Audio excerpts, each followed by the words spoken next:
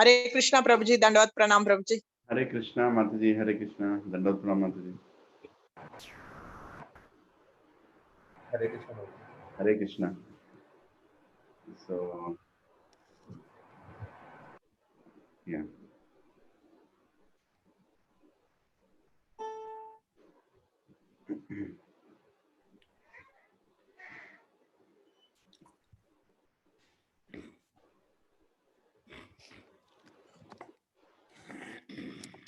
It's already recording, okay.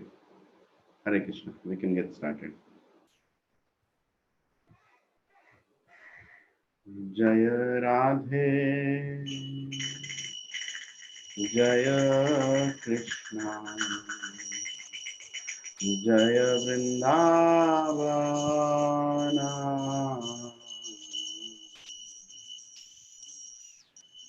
Jaya Radhe, Jaya Krishna, Jaya Vrindavana, Jaya Radhe Govinda Gopi Natha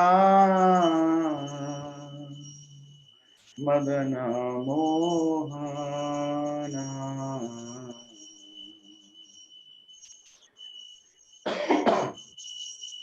Shri Govinda Gopi Natha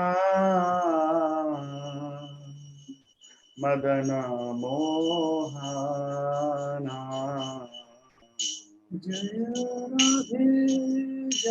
Jaya Radhe Jaya Krishna Jaya Vrindavana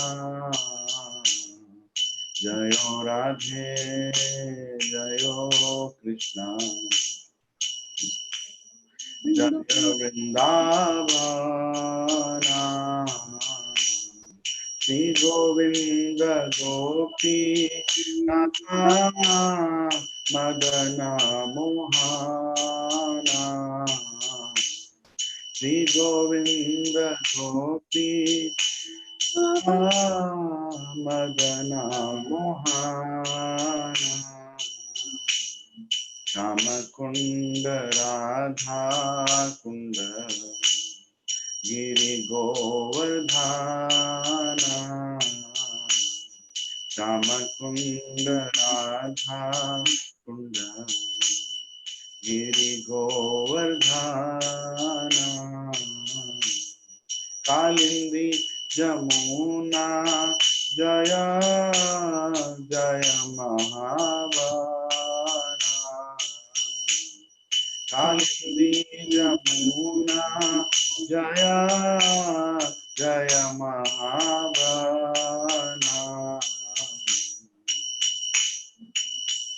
Kisi Ghat Bamsi Bata Vadasha Kanana Kisi Ghat Bamsi Bata Vadasha Kanana Jahasa Bhalila Koilo Srinanda Nandana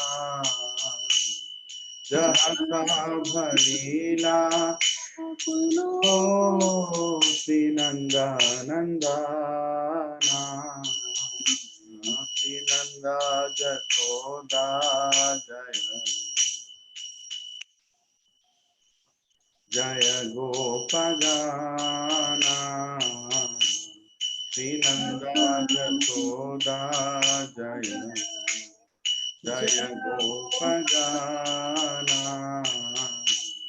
Sridamadi Jaya Jaya Venuvatsagana Sridamadi Jaya Jaya Venuvatsagana Jaya Vrishabhanu Jaya Kirtidatundari Jaya Vrishabhanu Jaya Kirtidatundari जय पूर्णमासी जय अभिरान गाई जय पूर्णमासी जय अभिरान गाई जय गोपेश्वरा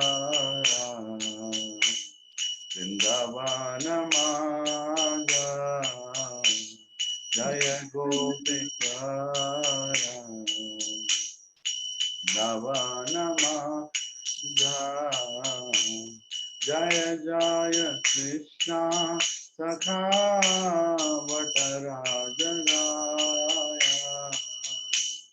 जय जय कृष्णा सखा वटराजनाया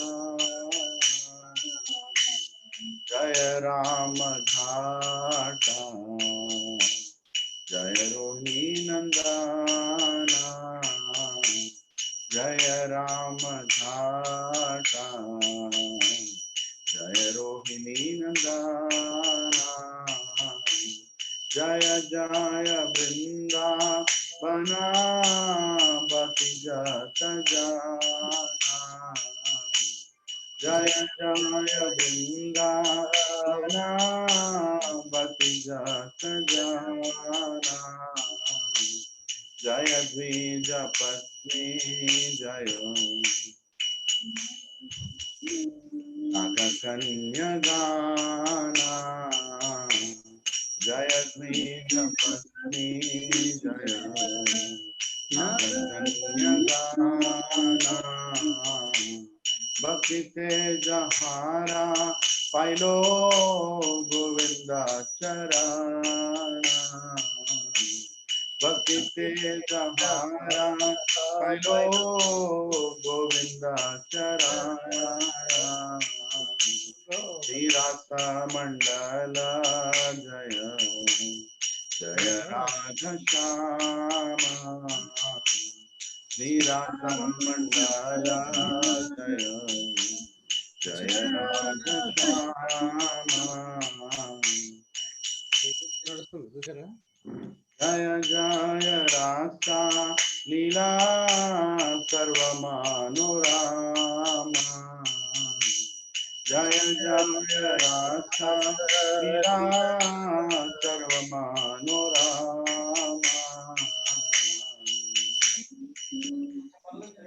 उज्ज्वल रासा सर्वरस सारा जय उज्ज्वल रासा सर्वरस सारा परकीय भावे जहाँ ब्रजते प्रचार परकीय भावे जहाँ ब्रजते प्रचार श्री जानव पाद पद्मा पुरिया स्मरणा श्री जानव पाद पद्मा पुरिया स्मरणा दीन कृष्ण दासा कोहे नाम संकीर्तना दीन कृष्ण दासा कोहे नाम संकीर्तना जय राधे जय कृष्णा जय वृंदावना जय राधे जय कृष्णा जय वृंदावना श्री गोविंद गोपी नाथा मदना मोहना श्री गोविंद गोपी नाथा मदना मोहना जय राधे जय कृष्णा जय वृंदावना जय राधे जय कृष्णा जय वृंदावना श्री गोविंद गोपी नाथा Madna Mohana Jai Radhe Jaya Krishna Jaya Vrindavan. Jai Radhe Jaya Krishna Jaya Vrindavan. Shri Govinda Gopinath Madana Mohan. Shri Govinda Gopinath Madana Mohan. Madana Mohan Radhe Madana Mohan. Madana Mohan Radhe Madana Mohan.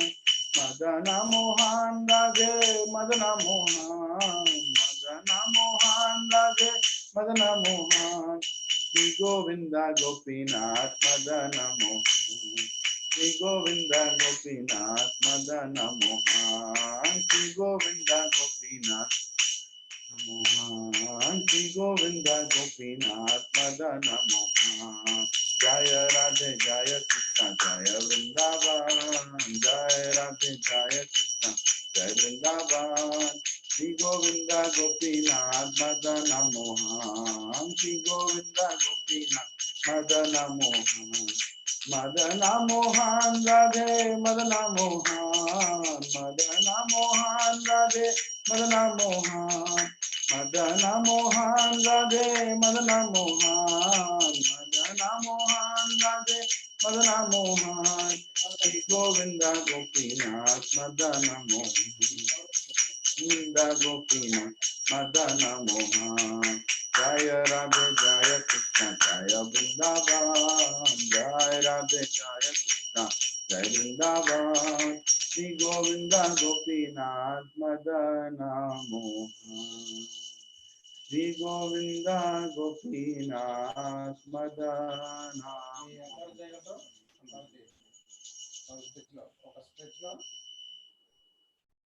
जय श्री वृंदावन धाम की जय, जय मथुरा धाम की जय, श्री गोवर्धन धाम की जय।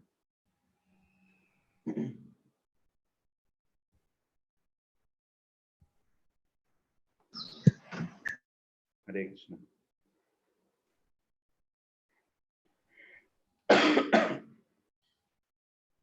Just mute all the participants.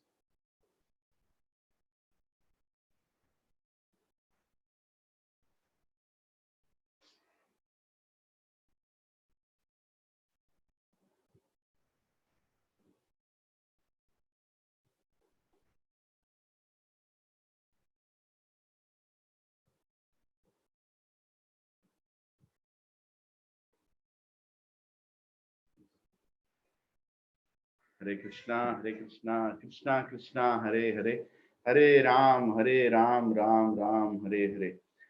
Hare Krishna, Krishna Krishna, Hare Hare, Hare Ram, Ram Ram, Hare Hare. Hare Krishna, Krishna Krishna, Hare Hare, Hare Ram, Ram Ram, Hare Hare. I'm very happy to be in between all of you. I'm feeling very, very happy that all my well-wishers are there on this call. And I'm very happy to see you also practicing Krishna consciousness in these difficult times. I'm just sometimes going speechless how to express how grateful I am that you are all keeping me in your association, though I don't have any good qualities. But I am grateful to Krishna that he's engaging me in this service, and he continues to engage me in this service so that I will change my consciousness and become a better person as each day passes by. So with that said, today we are going to discuss about Bhagavad Gita, the third chapter of Bhagavad Gita, which is called Karma Yoga. So we did this in the past with the group. We again are doing it because of the new group. I did start the BG24 course, and I did want to finish the entire Bhagavad Gita in 24 sessions, but this online way of doing, I don't know how much I'll be able to maintain the pace, because normally when I'm very used to doing classes in live with the audience, whereby I can see their reactions, I can go at the same pace along with that. But with nobody being here, of course, I can see some of you in the small screens, but it's a different feeling of doing it online. So let us see, how much Krishna. Let's leave it on Krishna. Let us see how much Krishna will inspire us to go forward in our endeavor to learn Bhagavad Gita, chapter 3. So I will share my screen. हरे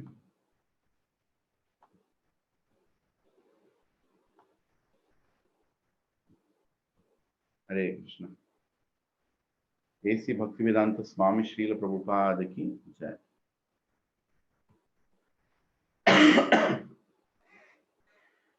ओम अज्ञानतिमिरान्धस्य ज्ञानाञ्जनशलाकया चक्षुरुन्मिलितं येन तस्मै श्रीगुरवे नमः। श्रीचैतन्य मनोभीष्टं स्थापितं येन भूतले स्वयं रूपा कदा मह्यं ददाति स्वपदान्तिकं। वन्देऽहं श्रीगुरो श्रीयुतापदकमलं श्रीगुरुं वैष्णवांश्च। श्रीरूपं साग्रजातां सहगना रघुनाथान्वितं तं सजीवं साद्वैतं सावधूतं परिजनासहितं कृष्णचैतन्यदेवं श्रीराधा कृष्णपदान् सहगना ललिता श्रीविशाखान्वितांश्च। हे कृष्णा करुणा सिंधु दीनबंधो जगतपते गोपेशा गोपिका कांत राधा कांत नमोस्तुते। तप्त कंचना गौरांगी राधे वृंदावनेश्वरी वृषभानुसुते देवी प्रणमामि हरिप्रिये। वाञ्छाकल्पतरुभ्यश्च कृपा सिन्धुभ्य एव च पतितानां पावनेभ्यो वैष्णवेभ्यो नमो नमः। जय श्री कृष्णा चैतन्य प्रभु नित्यानंद श्री अद्वैत गदाधर श्रीवासादि गौर भक्त वृंद। हरे कृष्णा कृष्णा कृष्णा हरे हरे, हरे राम राम राम हरे हरे। हरे कृष्णा कृष्णा कृष्णा हरे हरे, हरे राम राम हरे हरे। हरे कृष्णा कृष्णा कृष्णा हरे हरे, हरे राम राम हरे हरे। ओम नमो भगवते वासुदेवाय। ओम नमो भगवते वासुदेवाय। ओम नमो भगवते वासुदेवाय। नारायणं नमस्कृत्य नरं चैव नरोत्तमं देवीं सरस्वतीं व्यासं ततो जयमुदीरयेत्। नष्टप्रायेषु अभद्रेषु नित्यं भागवत सेवया भगवती उत्तम श्लोके भक्तिर्भवती नैष्टिकी। कृष्णाय वासुदेवाय देवकी नंदनाय च नंदगोपकुमाराय गोविंदाय नमो नमः। नमः पंकजनाभाय नमः पंकजमालिने नमः पंकजनेत्राय नमस्ते पंकजांग्रे। नमो महावदन्याय कृष्ण प्रेम प्रदायते कृष्णाय कृष्ण चैतन्य नामिने गौरत्विषे नमः। नमो ब्राह्मण्याय देवाय गौ ब्राह्मणाहिताय च जगद्दिताय कृष्णाय गोविंदाय नमो नमः। नमः ओम विष्णुपदाय कृष्णपृष्ठाय भूतले श्रीमते भक्ति वेदांत स्वामी निति नामिने। नमस्ते सरस्वती देवे गौरवाणी प्रचारिणे निर्विशेषा शून्यवादी पाश्चात्य देश तारिणे। जय श्री कृष्ण चैतन्य प्रभो नित्यानंद श्री अद्वैत गदाधर श्रीवासादि गौर भक्त वृंद। हरे कृष्णा कृष्णा कृष्णा हरे हरे, हरे राम राम राम हरे हरे। हरे कृष्णा कृष्णा कृष्णा हरे हरे, हरे राम राम राम हरे हरे। हरे कृष्णा कृष्णा कृष्णा हरे हरे, हरे राम राम राम हरे हरे। हुकुम करोति वाचालं पंगुं लंघयते गिरिं यत्कृपः तमहं वन्दे श्री गुरु दीनतारिणं श्री परमानंद माधवं श्री चैतन्य ईश्वरं। Om Pavitro Pavitro Va Sarvavastam Gatopi Va Yatsmarit Pundarikaksham Sabhyabhyantaram Suchit. Shri Vishnu, Shri Vishnu, Shri Vishnu. Cheto Bhavamahadvavagni Nirvapanam Shreya Kairiva Chandrika Vitaranam Vidyavadhu Jeevanam Anandam Buddhivardhanam Pratipadam Purnamrita Swadanam Sarvatma Sthapanam Param Vijayate Shri Krishna Sankirtanam Nam Namakari Bahudani Sarva Shaktis Tatradipa Niyamita Smarane Nakala Etadrishi Tava Kripa Bhagavan Mamapi Turdaivam Midrisham Ihajanan Anuragah Trinadapi Sunichena Tarorapi Sahishnuna Amananiya Manadena Kirtanaya Sada Hari Nadanam Najanam Nasundarim Kavitam Vajagadisha Kamaye Ama Janmani Janmanishware Bhautad Bhakti Rahoitaki Tvai Hainanda Tanaja Kinkaram Patitamam Vishame Bhavam Budho Kripaya Tava Pada Pankaj Suduli Sadarsham Vichintaya Nainam Galadashrudharaya Vadanam Gadgadarudhaya Gira Pulakirnitam Vapukada Tava Nama Grahane Bhavishyati Yugaitam Nimishena Chakshusha Pravarshayitam Shunyaitam Jagat Sarvam Govindam Virahe Name Aslishya Vapadaratam Pinastumamadarshanan Marmahatam Karotuva Yatha Tatha Vijahato Lampato Mat Prananatastu Evana Praha Hare Krishna Krishna Krishna Hare Hare Hare Rama Rama Rama Hare Hare Hare Krishna Krishna Krishna Hare Hare Hare Rama Rama Rama Hare Hare Hare Krishna Krishna Krishna Hare Hare Hare Rama Rama Rama Hare Hare.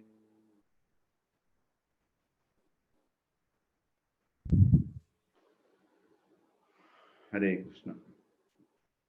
So we are dealing with chapter 3 of Bhagavad Gita. And this chapter can be divided into 5 parts, basically into 5 parts. Renunciation or work is the first question that Arjuna asks, which is a very, very important question, which everybody asks when they start their Bhakti Yoga. And the second one is Nishkama Karma Yoga. And third one is from Karma Kanda to Karma Yoga, right? We'll discuss about this. And finally, Nishkama Karma Yoga to set a right example. Why we perform Karma Yoga is to make sure that we set the right example. That's another responsibility we carry. And finally, in order to perform that, how much we should be guarding ourselves from lust, right? And anger, the anarthas. That's very, very important. So the context of Karma Yoga constitutes all these 5 things. So we will discuss this one by one as we go forward. Renunciation or work, right? So when we say renunciation or work, everybody sometimes they say, I like renunciation. Some people say, I cannot do renunciation. It's very difficult for me. Doing renunciation is a very, very difficult subject matter for me. Like that they say. So which one is right? As this question is being asked by Arjuna, you should understand at what juncture. He's asking this question at a juncture after just now Krishna explained about Sthita Prajna in 2nd chapter, right? When we discussed this, like I think close to 8 weeks back, it's long gap already. Krishna discussed about Sthita Prajna. He talked about a person who is completely self-composed and a person who is satisfied and person who walks the talk of a Shastra and he leads a life that he talks about. And we also spoke about how he controls his senses, how he engages his senses in the service of Krishna. He is a Sthita Prajna, the one who cannot be disturbed by any of these material allurements, right? So Arjuna just heard about Sthita Prajna. And Krishna also spoke about how a materialistic person is different from a Sthita Prajna and how difficult it is for a person to recognize and understand the activities of a Sthita Prajna. A normal person cannot understand because what a yogi does, how he thinks, what his priorities are, only Krishna knows. Sometimes, nobody even so closer to Krishna also, so closer to the devotee also cannot know why is he choosing certain choices in spite of he having the best choice. Like you can see the life of Yudhishthir Maharaj also. Many of the choices that he made are so difficult to understand. And from today's standpoint, if you tell Mahabharata today, simply anybody will tell you, hey, Yudhishthir was a very not very intelligent person, because he was making choices which are against his brother's interest. He was making choices which are against his wife's interest, right? He could have just told his father or elder, his Dhritarashtra, that hey, I'm not going to follow whatever you're saying because what you're saying is wrong, things like that. Because it is very difficult for a person in Kali Yuga to understand what respect is, and what to what extent the virtue of respect should be followed, right? So it's very difficult to comprehend how a devotee like Yudhishthir functions in his life. If just imagine if Yudhishthir was your brother, right? If Yudhishthir was your brother, how many, I don't know how many want in this call that I should have a brother like Yudhishthir, right? But before that, let me tell you, be prepared for at least 40 years of living in forest, because Yudhishthir was such brother who only gave that to his brothers, right? He accepted whatever calamities that came in his life. Even though he was strong enough, he still uh, agreed to follow the virtue of respecting the elders, more important than his own comforts and the comforts of his loved ones also, right? So Arjuna is getting this question of what is better, renunciation or work? Because renunciation suddenly attracted him. You see, a lot of people, when they come to Krishna consciousness, they get attracted to renunciation, but unfortunately at the external level. They don't get into the internal level of renunciation. External level of renunciation is everything that is not allowing you to relax in life is an obstacle for you, and you try to get rid of that in the name of renunciation, right? Now, till now, yesterday you did not have a name for that. Now you have a new name for that called renunciation. So you want to use that name to get rid of things that you don't want. For example, a husband and wife are having trouble in their married life. So they both come to bhakti, or one of them comes to bhakti. Now they have a reason, a legal reason, something that they can quote, saying that because I love Krishna, I don't think I'm interested in family life. So I want to let go my wife or let go my children. Especially male members have this tendency in today's day and time. And in Krishna consciousness, uh, while as part of preaching, we have to control so many such people who show those tendencies in the beginning, but to make them understand that actually they're not renouncing anything, still the tendencies are same. It takes quite a bit of effort to do that. But don't worry, we have a proper structured way of understanding science of self-realization, and then Bhagavad Gita, which will not allow anybody to become a pseudo renuncialist, renunciate, by letting go things that are easily to get let go. Fundamentally, before I begin this chapter, something that I want all of you to meditate on. Please try to focus on these words, because that is the mood in which you should enter this chapter. Now, as devotees, how much are we accepting that Krishna is actually taking care of us in our current state? How much are we accepting? Like right now, in whatever state that we are, it is because of Krishna's mercy. How much are we believing this statement? That is something that we should meditate on. Because yes, we are performing devotion. Yes, we are, trying to hear satsangs, and we are also trying to chant. But it's more important is how much are we actually believing that whatever state in which I am right now is given by Krishna, right? So let's take that line very, very seriously. Whatever state that I am in right now is given by Krishna.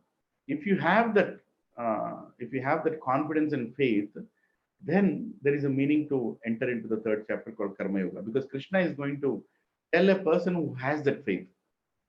You know what I'm saying? Arjuna has the faith that whatever state that I am in right now is the mercy of Krishna. And then he is speaking Karma Yoga, questions on Karma Yoga to Krishna. Right now, we all hearing Bhagavad Gita. Sometimes hearing Bhagavad Gita from various speakers, different speakers, is nice. And the speakers also try to do their best to explain, because they don't know the audience personally. And the only one who actually knows the audience is Krishna himself, right? So many a times we do read Bhagavad Gita, many times we do hear it many times, but we don't. It becomes very difficult to lead a life following the principles of Bhagavad Gita, because the fundamental consciousness that is needed while you learn Bhagavad Gita and while you follow Bhagavad Gita is missing, right? So we should first of all be very, very convinced that whatever we have right now in life, whatever we have, whatever is given, whether it's a disease, whether it's a family, whether it's a job, whether it's a financial difficult situation, whether it's a circumstance, whether it's the pandemic like Corona, right? Everything, whether it is poverty, whether it is a dysfunctional body, or whether it's not very understanding spouse, or whether it's arrogant children, or whether it is obedient children and very chaste wife, whether it is anything that you have in life is chosen by Krishna. Is chosen by Krishna. How many of us have this faith, right? Because now we are going to ask Krishna some questions, and Krishna is going to tell the answers, and in between you're going to say, wait. I don't think so, because we don't have faith completely that whatever we have in life is actually chosen specifically by Krishna. And especially people who try to practice devotional life, in their lives, Krishna plays even more intimate role. He actually chooses every little situation that is helpful for them to come out of this world. Now, the first aspect, this what I told is accepting that whatever we have is given by Krishna. That is the first aspect. And the second aspect is understanding who is our true well-wisher, right? That is another very, very important aspect. Today is Mother's Day. I salute, I pay my Dandavat Pranam to all the sacrifices and to all the love that mothers have shown on this planet. Every single mother to their children, and so many of us are attending this session today, leading a life only because of the mercy of our mother. So we should pray that Krishna gives good health and good bhakti to such mother who has taken care of us.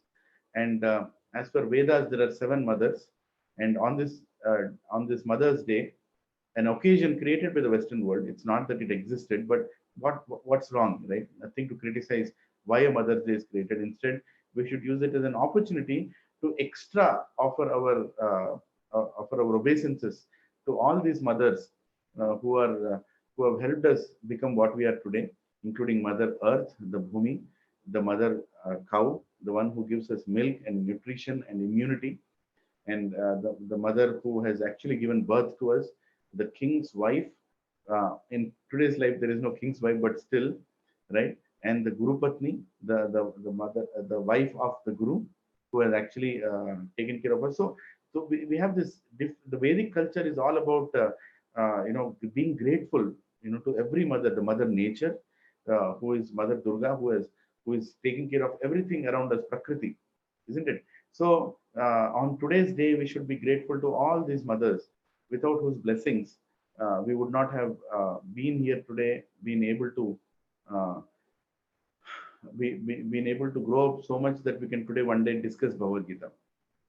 So I was saying that the second aspect, the first aspect is about having confidence in God that everything He has given. The second aspect is to understand who is a real well-wisher. The real well-wisher, of course, is the best on the planet, is our mother. But other well-wishers, who are the well-wishers? So sometimes we feel that, oh, I have brought up these children, so they will take care of me. I have taken care of my wife, so my wife will take care of me. And sometimes even in this Kali Yuga, unfortunately, even the paternal love sentiment is becoming very materialistic. Though I don't want to tag it to everybody, but unfortunately, even the pure love of parents is becoming questionable due to the influence of sense gratification and material desires, right? So parents expect their children to be very highly earning, so that it's a status in society more than other things. So such things are also happening, but that is the nature of Kali Yuga, right? We can't change it. But we should understand in this situation who is our true well-wisher, because one day all these people are going to leave us, right? And whether it's a wife, whether it's children, if you really see everybody who have taken birth in this age of Kali Yuga, they're one of the main things that is driving their every activity is sense gratification, right? If their senses are being gratified, they're happy. The moment their sense gratification is disturbed, then the true person comes out. Whether it's a wife or a child or a husband or a parent or unfortunately, most of the society today has become like that. Though yes, yeah, there are some very good devotees. There are some exceptions to the rule, but we cannot go with exceptions, right? So we should understand that until the husband is satisfying the senses of a wife, whether it's in terms of bodily or emotional or psychological or security or whatever, until then, the husband is the most important person in the house. At the moment those things are disturbed, then the wife can also leave the husband. She can just say, okay, thank you very much. Now my children have grown. They'll take care of me. I don't want to, lead a life fulfilling your demands, which are never ending. So if you really see the truth, everybody here is trying to fulfill their desires. And as long as we are the medium to fulfill those desires, right? Then we are important. Otherwise, we are not. Don't think that tomorrow, when death comes in front of you, all these people whom you have served, again, you might have also served with some ulterior motive. It can also be that you were serving them so that you can enjoy, their you can enjoy with them later, right? Like, I'm taking care of my children because my children will take care of me tomorrow, right? Is that a good intention for a parent? No, it can be questioned. You are taking care of children because it's your responsibility. No, but it is their responsibility also of the grow up to take care of me because I'll become old. They have to take care of me. So what kind of love is that? That is also questionable, right? So who is our well-wisher? Who is that one person who stays with us 100% at the time of death? Your wife can misunderstand and leave, husband can misunderstand and leave, children can misunderstand and leave. But who is that one person who stays with us throughout? And even at the time of death, he comes along with us, right? But problem is we are not recognizing that person. We are not truly recognizing the greatness of that person. We are more or less happy with the people that are around us in the form of our family, in the form of our children, parents, colleagues, friends, whoever you call it. Whoever is entertaining you and giving you sense gratification in life, we are very happy with them. We are that's the most important thing for us. But there is one person who may not be outwardly seen in our daily life, but who actually stays with us and is staying with us life after life. And he is the only one. If you call him with faith, he's going to come. And he's always going to come. And always he has been coming and reminding us to his abode. Now, if you look at today's situation itself, right? The horrible situation of this pandemic called Corona, where sometimes if you are infected, you are taken away from your own family and you are kept in this plastic bag, where sometimes even people are hesitant to touch you. If some people are proud of their body and the way they look, I'm sorry, when you're infected, I don't think people will be even okay to come near to you, right? You'll be put into the plastic bag. And I've heard that just if they are confident that, the doctors are confident that we cannot help this person, his lungs are too infected or whatever that has happened has become very difficult, then they might even put you into a bag and seal it. And even when you're alive, and some hands they will put inside to just maneuver any treatment that they will give inside that bag. So it is just imagine the person sitting inside. I was thinking, what is that person, inside that bag thinking? Uh, where the whole world that he has lived with is not even ready to touch him. And the person sleeping inside who is so vulnerable to die, what is he thinking? What kind of remembrance he is having about people who is going to come and take care of him at that very juncture, right? His children cannot come, his wife would not come, his parents would not come. So who is going to come?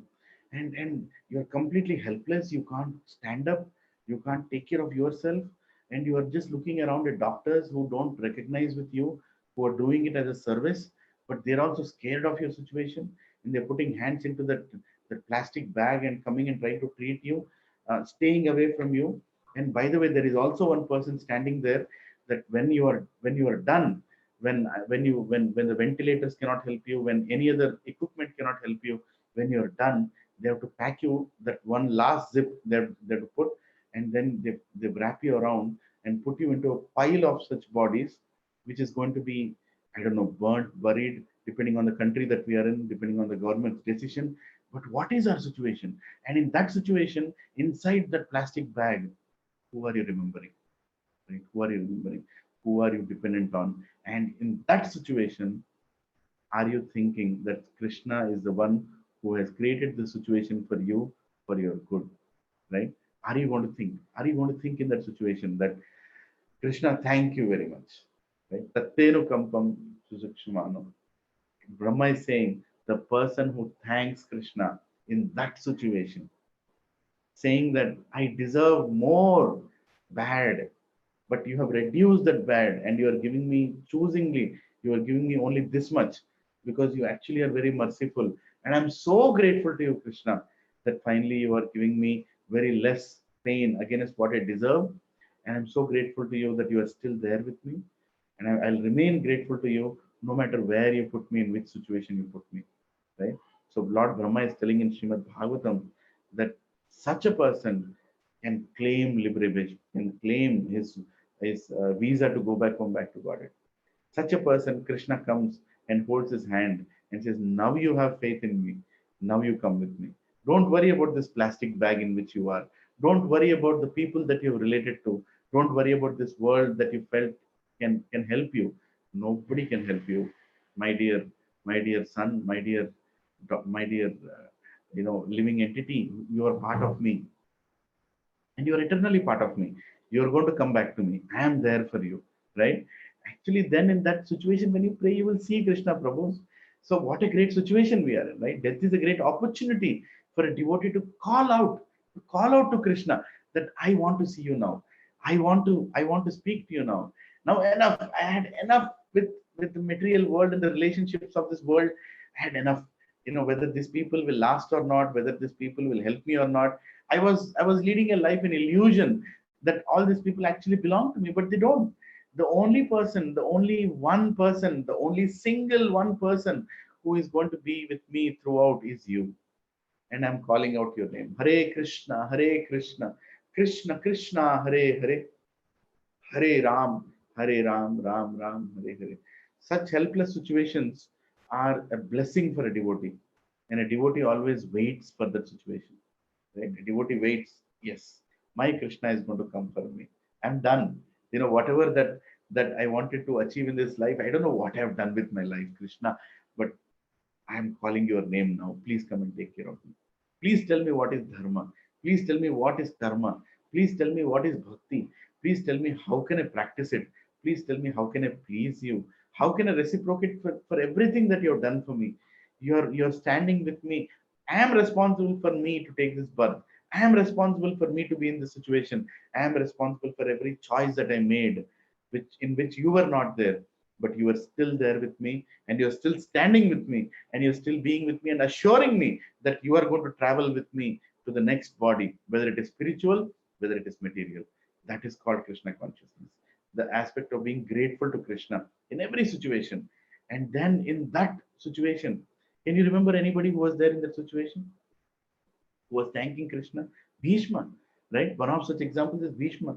Krishna chooses Bhishma to be in the first canto of Bhagavatam, where he introduces Bhishma. Bhishma is standing there, and he has served Dhritarashtra, he has served Pandu, he has served Vichitravirya, he has served his father, he has served so many queens, he has served so many people in the kingdom who claim to be the king, and he is ready to serve even the next kings that are going to come, because he made a promise to Shantanu that I'll take care of this kingdom. But in midst of all those, he is waiting for Krishna to come and take him. And when Arjuna was pointing those arrows towards Bhishma, and Bhishma is seeing Krishna on the chariot, Bhishma is thinking, when will that opportunity come? When this person is going to come and claim me? I am your devotee, Krishna. Please come and claim me. I am performing my karma. I am doing my part. I am trying to do everything that is right, or sometimes maybe even wrong. But I want you to come and take me, right? And look at the devotees, eagerness. How does Bhishma make Krishna come to him? How does Bhishma make Krishna come to him? By shooting Krishna. Right? Nobody can understand this love, because that's a pure devotee's love. A devotee knows how to attract Krishna. He attracted Krishna by performing chivalrous warrior work. He was shooting arrows at Arjuna, and he was shooting arrows at the whole army. He was indicating Krishna that Krishna, you have to come and claim me now. There is no other way I see, because you are simply sitting and talking to your disciple Arjuna. But what about me? I want you to come and deliver me. And he became so desperate. It's like just that a lover is desperate to hug the beloved. In the same way, Bhishma was desperate to get Krishna in his life. And Bhishma shot those arrows in such a precise way, such a brutal way. Literally, Krishna was bleeding on his body, as a charioteer, he was there, and Bhishma was shooting at him. And to protect him, even Arjuna was shooting. At one point, Krishna turned towards Arjuna and said, "Hey, I've told you Bhagavad Gita. Are you not determined to kill Bhishma? Are you still thinking that Bhishma is your grandfather? What do you want me to do? To wait and see the whole army is destroyed and the adharma wins over dharma? I'm not going to tolerate this." And Krishna jumps from the chariot, picks up the chariot wheel, and comes towards Krishna to kill him. And then Bhishma feels, this is what I wanted. Now I am finally seeing the scene of love, the scene of finally Supreme Lord coming to take me. So he throws his dhanush and wand down and says, "Okay, I'm done, Krishna. Thank you. Please come and deliver me. I'm done. Because I know you are the only one. Though I served so many kings and so many people, and right now I'm serving Duryodhana, right now I'm serving Dhritarashtra, and maybe in future Pandavas, but you are my real well-wisher. And when you are coming to take me, I'm ready. I'm ready. I'm absolutely ready. I don't care about anything else." And he simply opened his hands, that please come and take me. So that is a consciousness. That is a consciousness, right, of a devotee. And those are the people to whom Bhagavad Gita was spoken, right? Today, a lot of times, I hear that sometimes, not that I am a devotee myself, Prabhu's let me qualify myself. I'm not that kind of devotee that I'm trying to explain here. But you should understand that what kind of devotees was Krishna surrounded with? Arjuna, Yudhishthira, Bhishma, Drona, right? Such great devotees. They were not ordinary people. They laid down their lives to pass on a message of Krishna to the future. So when people say, "I want to learn Bhagavad Gita," how can we learn Bhagavad Gita when we are not such a devotee of Krishna? How can we learn? How can we learn Bhagavad Gita without having faith in Krishna? How can we learn Bhagavad Gita without surrendering to Krishna? Surrendering means accepting that he is the only well-wisher, right? That is what is the acceptance that is needed. In this time of Corona, in this time of this pandemic, which I don't know what this pandemic is going to take this world to, and annihilation has happened so many times on this planet. We hear it, right? Lord Shiva does Tandava and everything is gone, right? So maybe these instances are going to happen in Kali Yuga many times. It is not that, Kali Yuga is going to end at 4,32,000 years. Yes, it is going to end at 4,32,000 years, but such pandemics will come and wipe off the planet many times during that. There are many pralayas that are going to come. Scriptures explain that there are different levels of pralayas that happen at the end of each yuga. There is a pralaya. At the end of each manvantara, which is 72 yuga cycles, there is a big pralaya where all the devatas are changed. And the end of Brahma's day, there is even bigger pralaya, right? And at the end of Brahma itself, there is even bigger pralaya. So even within the Kali Yuga, there are different pralayas which happen, which come and go. For example, the whole Mahabharat war, when it happened, it in itself is a great pralaya that came in, like literally the whole planet was wiped off with billions of warriors, right? I mean, the whole Kshatriya race was removed. Hardly few bunch of Kshatriyas were left, and including the Pandavas. Everybody else were gone. So many soldiers were killed. What do you say today? What is the count today of coronavirus? How many people it has killed? 260,000. How many people were there in the battle of Kurukshetra? In crores. There were crores of people being killed, on a daily basis. Now, what kind of a pandemic is that, right? So, this earth has seen, the Mother Nature has seen many such pandemics come and go, and we have come here repeatedly, in different bodies. Sometimes like a white body, black body, animal body, human body, bird body, tree body. We have been coming here and going, and Mother Nature knows how many times we have come and gone. So the pralayas are going to come, but in between, midst of all these pralayas, when a living entity realizes that his only well-wisher is Krishna, that is the last time he sees this material nature, and he goes back home, back to Godhead. So such devotees for such devotees who were serving Krishna, Bhagavad Gita was spoken to them. And we are so fortunate that such great conversation between such great devotees and Krishna is coming in midst of us by the divine grace of A.C. Bhaktivedanta Swami Srila Prabhupada, where it is as it is being presented without any compromise, without any interpretation, without any ulterior motive. And now we should be prepared to accept this. Right? We should be prepared to accept this message of Bhagavad Gita in that spirit of a devotee. What is the spirit? Let's repeat it once more.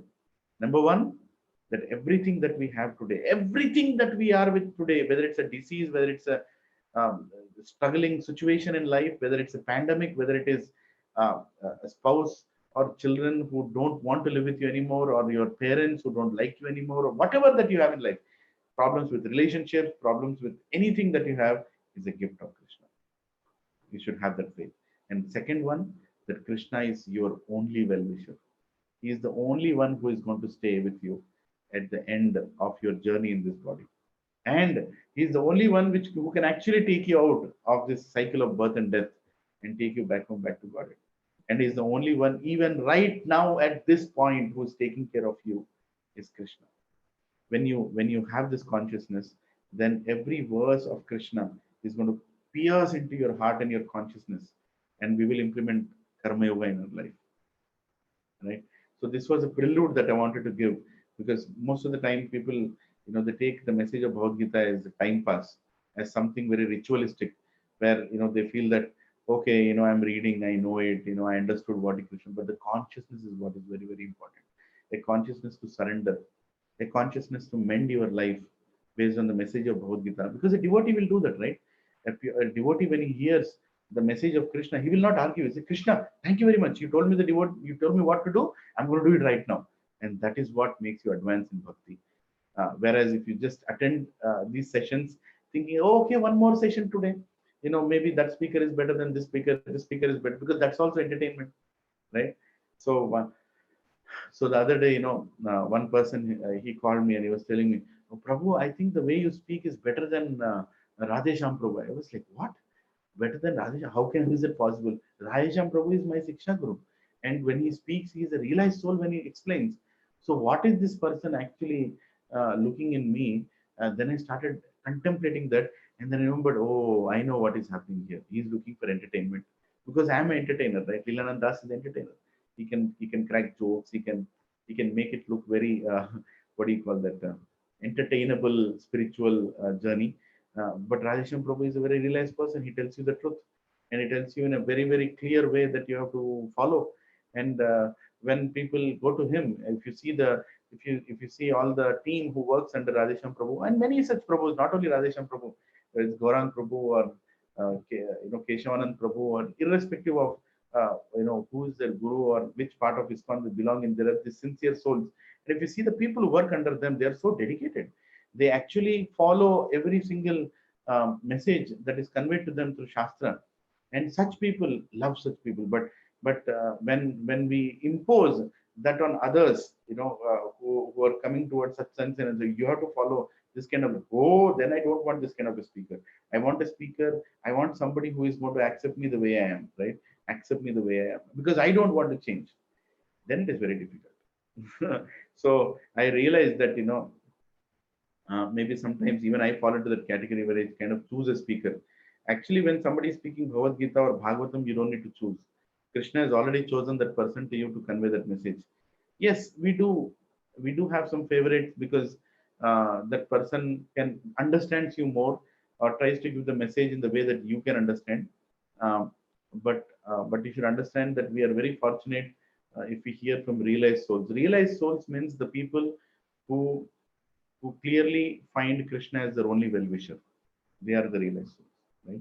Realized souls means they completely depend on Krishna, and they have nothing to lose in this world, and they have no other ulterior motive. They have no other ulterior motive of expecting something from you, whether it's a donation or anything.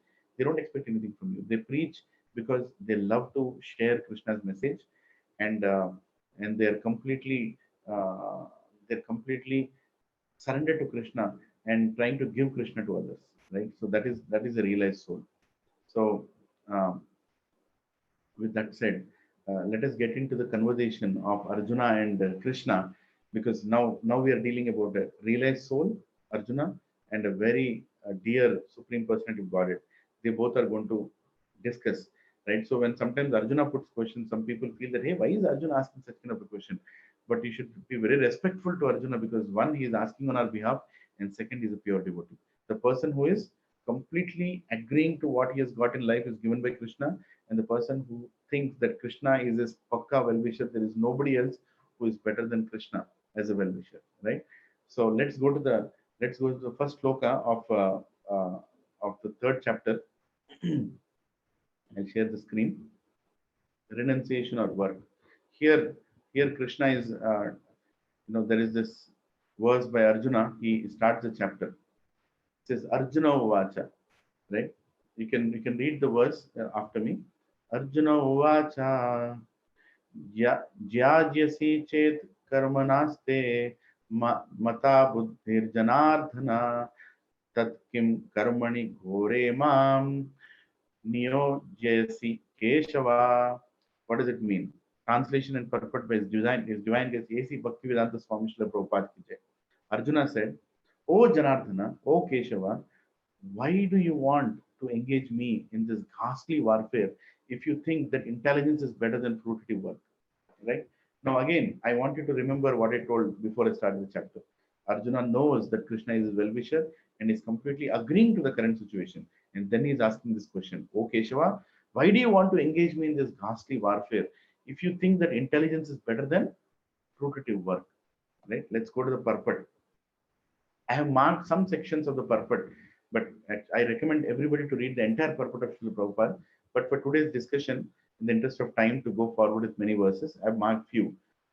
In the purport, Srila Prabhupada is saying the bolded portion, but without being trained in philosophy of Krishna consciousness, it is not advisable to chant the holy name of Krishna in a secluded place where one may acquire only cheap adoration from innocent public.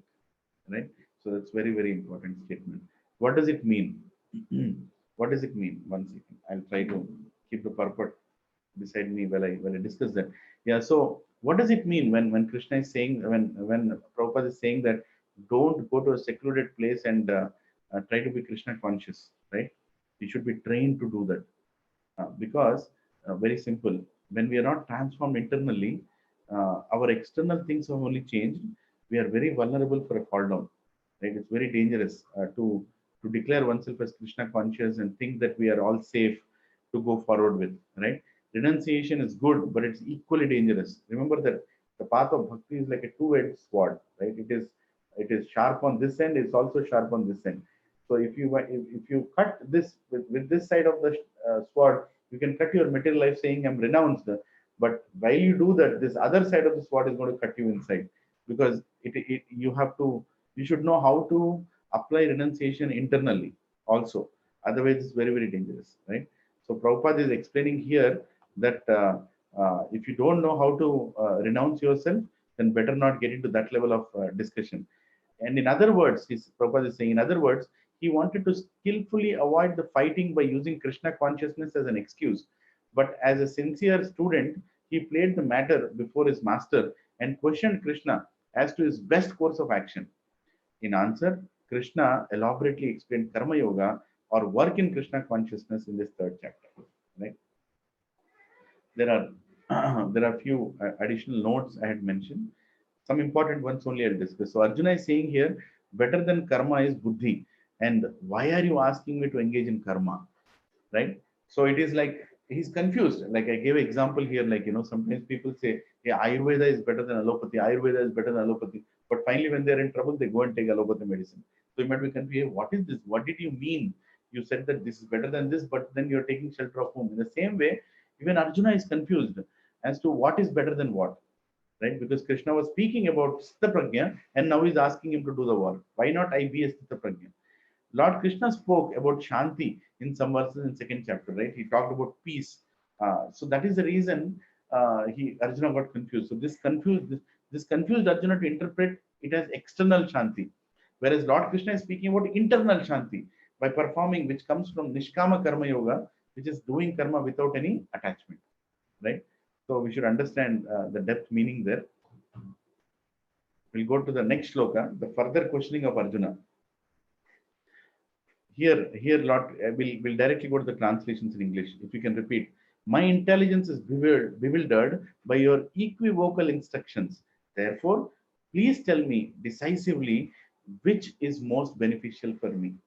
Right now, here, Arjuna is making it very, very clear that Krishna, what you are my well-wisher. You told me that you can perform this Titha Prajna kind of life, and you also explained me the science of soul, and you explained me that I will never die and nobody dies, and so I should perform a duty. That's all great, but your instruction seems to be equivocal. They seem to be like, I have to make a choice.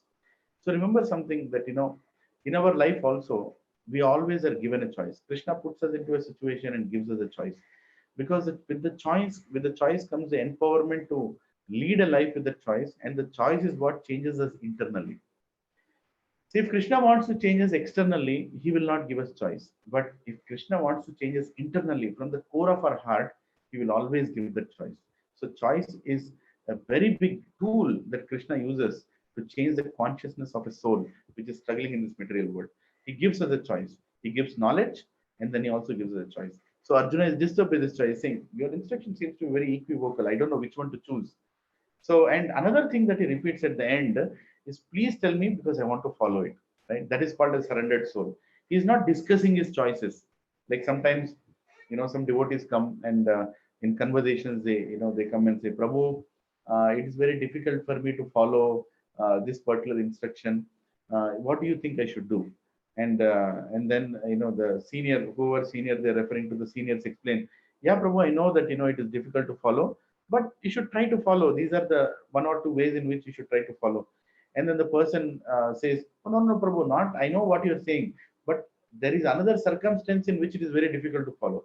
And for the senior devotee who is trying to explain, invest more time, saying that no. Actually, in that situation also you can apply like this, like that. So there is a conversation which goes on for 1 or 2 hours. But after the whole conversation is over, this person who was asking questions just turns behind and walks to his home thinking, okay, I will choose whether to follow or not. So tell me, who is going to benefit from this whole thing? He had a doubt. So Krishna arranged for a devotee to come and clear his doubt. But after clearing his doubt, that person is not clear whether he wants to follow the choices, whether he wants to follow the instruction. So what is the use? So a lot of times when people say, Prabhu, I'm chanting for so many years, but there is no change. Well, you're chanting for so many years, there's no change because you're not following the instructions, right? Instructions are the basis which you should apply in your life, and then you see the change. But we're not ready to apply those instructions. Chanting 16 rounds is a problem. We come up with thousands of reasons. Oh, I cannot chant because I have this, I have that. Well, you're not following instructions. How can Krishna help you? You have to climb the stairs, right, to go to the terrace. You can't sit there and shout, I can't climb. You have to climb. There are 16 steps. Climb those 16 steps, you'll come to the terrace. Krishna is very clear. And it's not that Krishna is just saying and standing there. He's coming and pushing you from behind also. He's sending a devotee to push you also. But still you say, no, Krishna, it is very... So how can anybody make you climb the stairs? Krishna can push you to the stairs, but what are you going to do afterwards? You're going to climb down again. So that is why Krishna wants you to climb. Krishna gives you the choices to climb that stair and come towards him. And we have to recognize that these choices are mercy of Krishna. And every time you choose Krishna, you make advancement. Right? Every time. It's difficult, Prabhu. I know that we all come with so many conditionings. It is very difficult to choose Krishna at all times. Like somebody who is very conditioned to the bodily kind of consciousness, to make a choice of not recognizing this bodily thing and not getting attracted to the bodily aspect of others is very difficult, because that is the lust, right? That is there within our consciousness. But to remember Krishna at that time and taking shelter of Krishna helps you overcome those obstacles. So now that Arjuna has asked these two questions, now we are going to hear what is the answer of Krishna for these questions, right? So let's see what comes forward. Here Prabhupada further he says in the purport, by his questions he is clearing the path of Krishna consciousness for all students who seriously want to understand the mystery of Bhagavad Gita, right? So Prabhupada is telling that Arjuna is asking these questions for us to follow. Yes. Now, let's understand. Problem is Arjuna was carrying some preconceptions. Everybody on the call, please pay attention to this one point. It's very, very important. In spiritual life, it really help you. So please hear to this. Problem is Arjuna is carrying some preconceptions, and then whatever he heard from Lord Krishna, Arjuna is trying to fit that into his preconceptions or framework. Right? That is the problem. Right? Tendency is if we hear something we don't know, we first try to place that unfamiliar into the familiar mental cupboard, right? So that is one. And until we realize that our mental cupboard is there, until we realize that we have a mental cupboard, no one can help us, right? Did you understand what is being explained here? See, we think that we know who is good in life, who is bad in life, right? We know we have some perceptions in our mind that if somebody is doing this is good, if somebody is doing this is bad. But then your guru comes and tells you, wait a second, if he is not keeping Krishna in the center, then the whole thing is bad. Then immediately you say, hey, this is very biased. You cannot tell that. Let me take an example. Okay, yeah, just some time back, one of my friends shared in another group, and surprisingly, even Satya Prabhuji shared that in our group, in the old Satsang group, about a person who is feeding cows by all the waste of the markets, right? And he's also feeding the frogs, he's feeding the ducks, and he's doing. It's a good activity, right? I mean, whatever he's doing is right.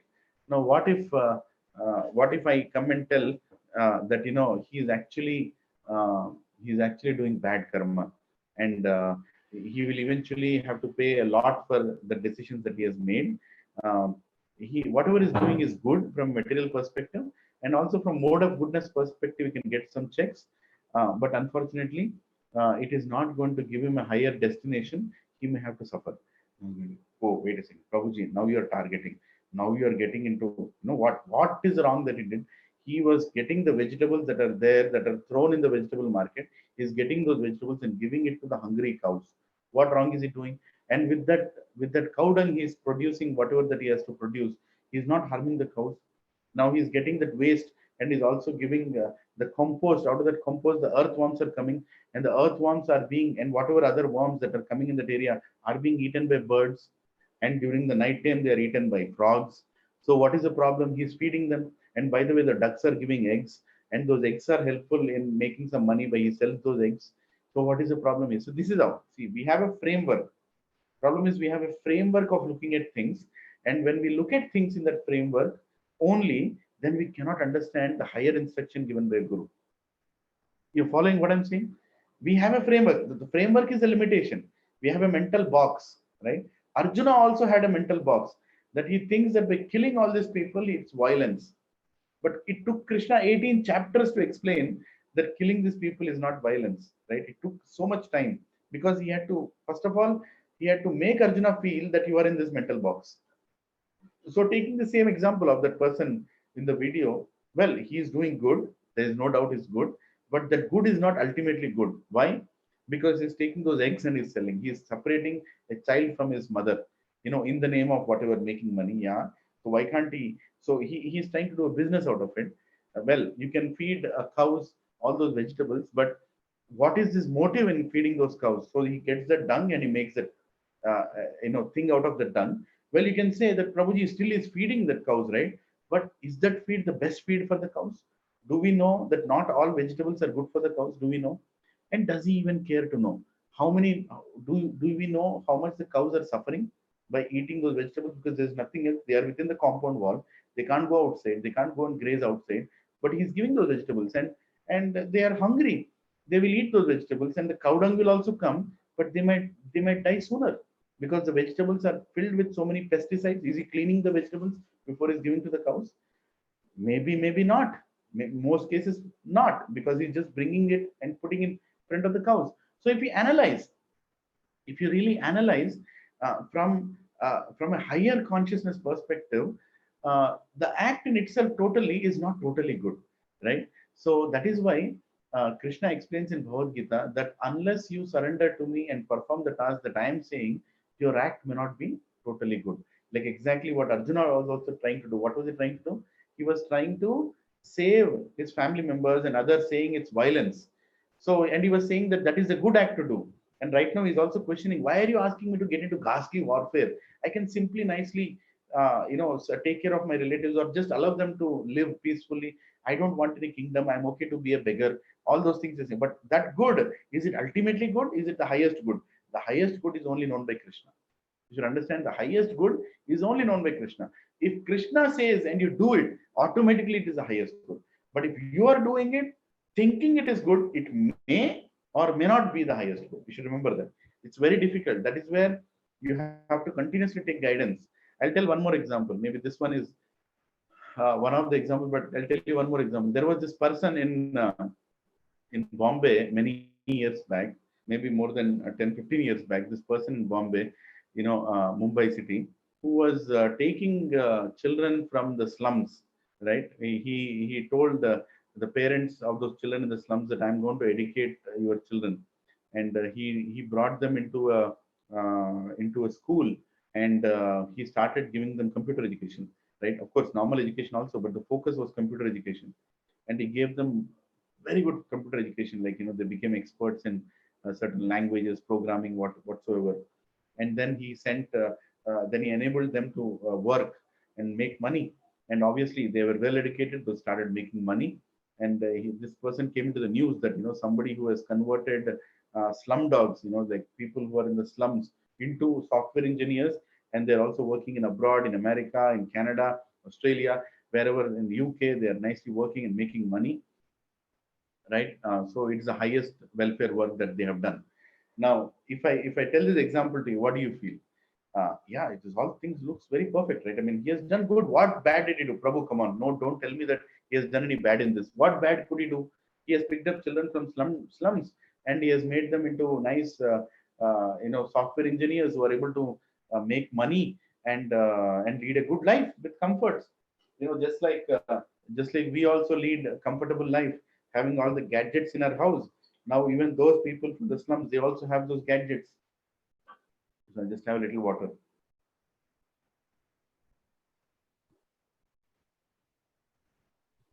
So what is wrong in that?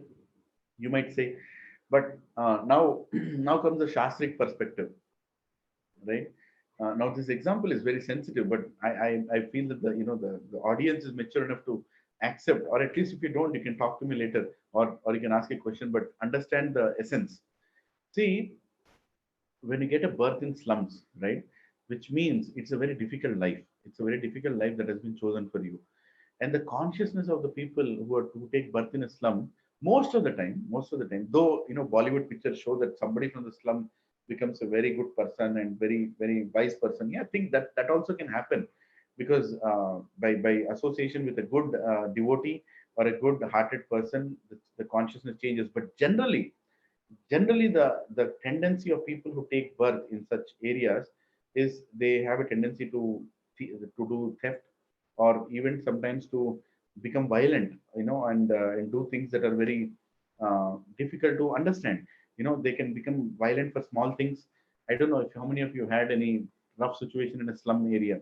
They immediately start picking up things to beat you up. They don't even think twice. The nature is like that, because they have done those things in the previous life. They've taken birth in that area, and even that area has influenced them in current life. So the consciousness is all filled with making wrong choices, violent nature, or some wrong thoughts, like that, right? These people have done those choices. They have been making those choices. They've been seeing people make those choices, and now what did this gentleman do? He took those people from the slums, and he gave them computer education, and he sent them abroad, right? Now, what has not changed, apparently, or mostly it has not changed, is the consciousness that they're still carrying.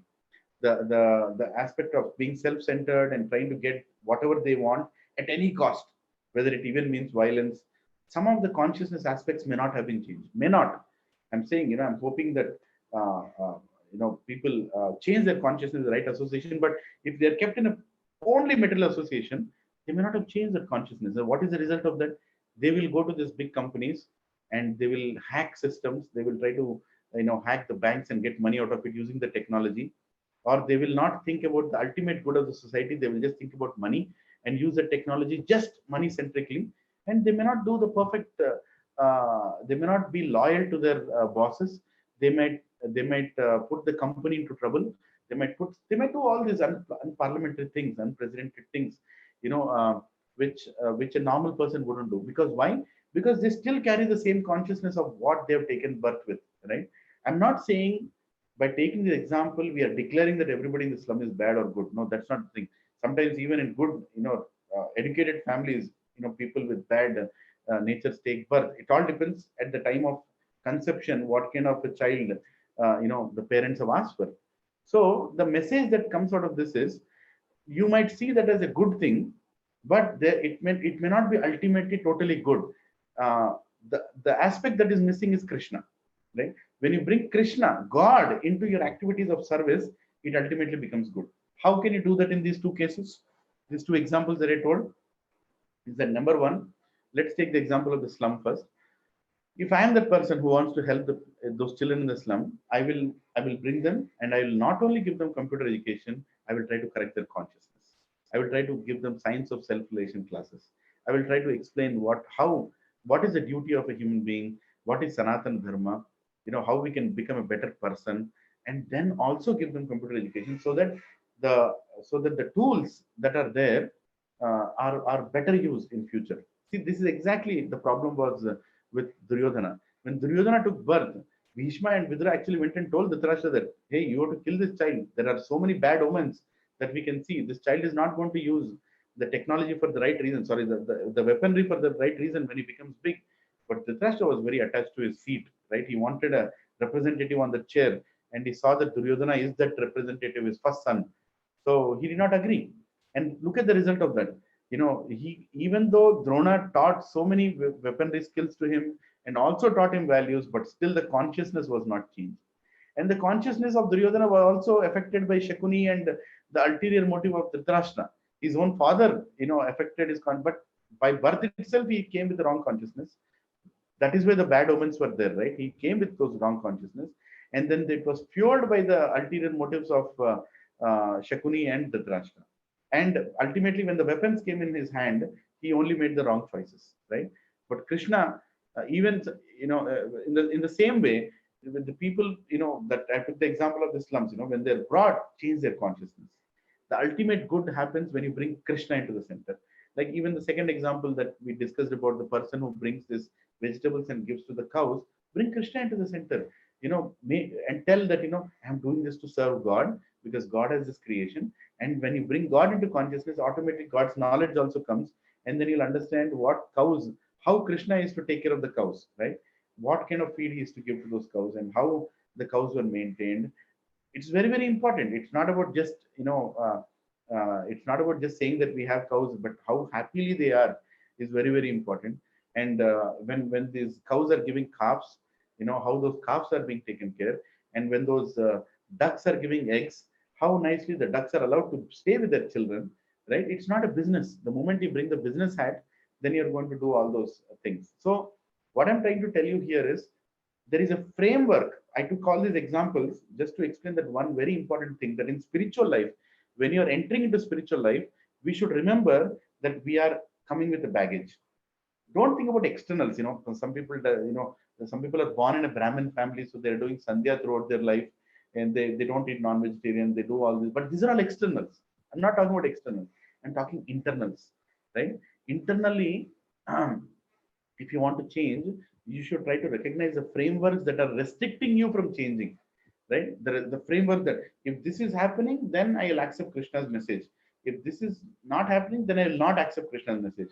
The message of Krishna to Arjuna was go and kill those thousands of people, but still Arjuna accepted it, because Arjuna recognized that after going through that 11th chapter, where the darshan of the Lord came, and when the Krishna showed that these all people are already killed, you are just an instrument, just do your duty, don't worry about the future. I am the one who is going to take aham taro sarva papebhyo mokshashyami masucha, and the one who takes shelter of me.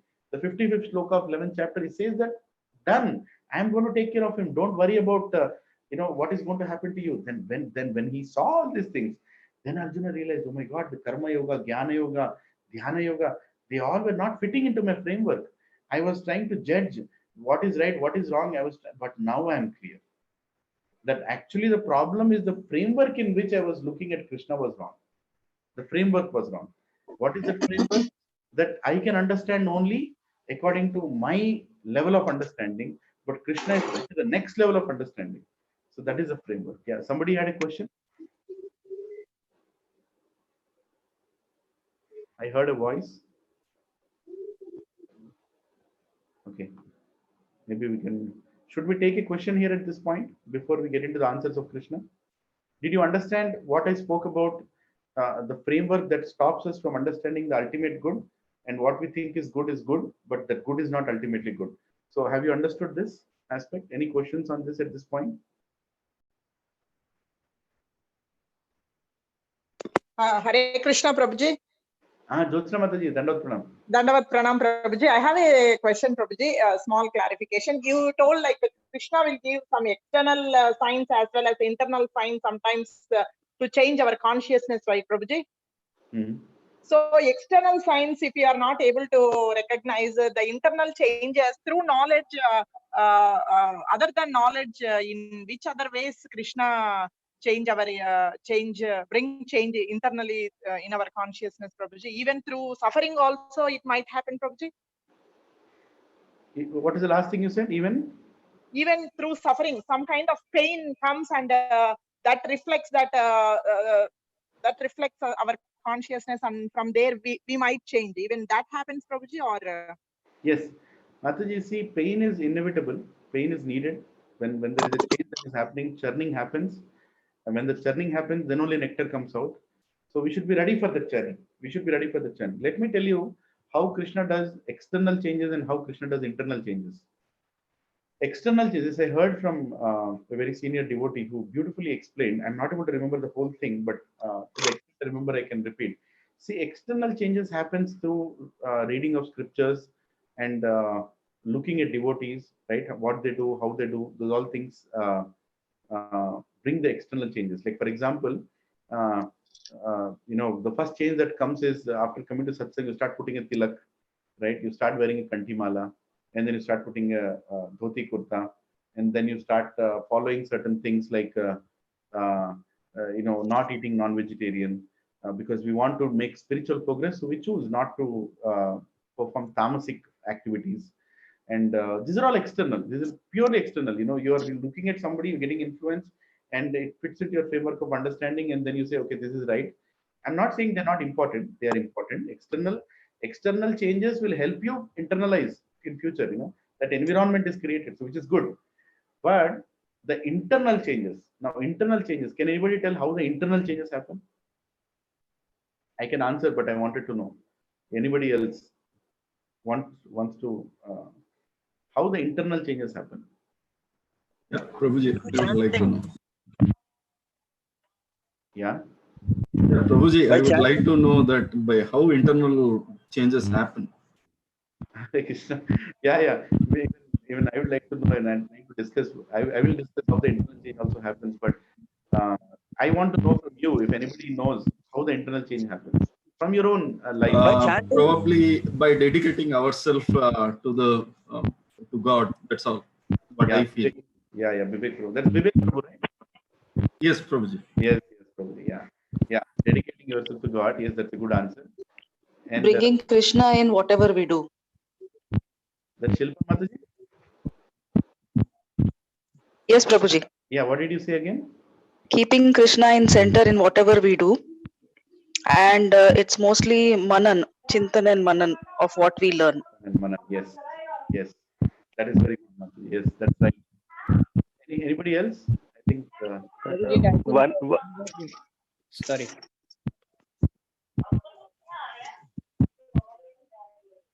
So one of my friend told me it is by changing, if you see the change in your behavior, because Krishna consciousness is also about taking a lot of responsibility on yourself.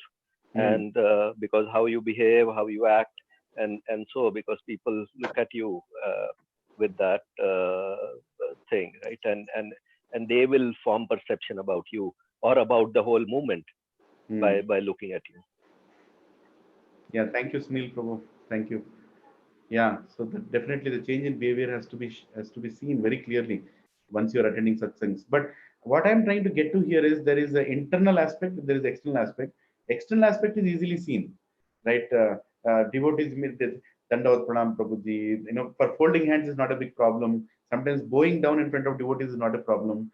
Bowing down in front of deities is also not a problem, right? And bowing and saying Vancha Kalpatarubhyascha Kripa Sindhobhya Patitanam Pavanebhyo Vaishnavebhyo Namo Namaha. It's a beautiful verse. And saying this also is not a problem. Chanting together is not a problem. Leaving some bad habits. I think Ashish Prabhu, somebody, let me see the chat. I think some people are responding in chat also. They're saying internal changes to get rid of the old habits, right? Yes, changing the habits also is kind of, yes, it is.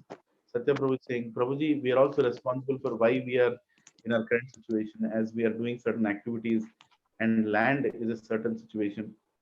And what else? There are, okay. So I think I'm seeing some answers here. See, what I'm trying to get to is how does Krishna changes our us internally? How does he does that, right?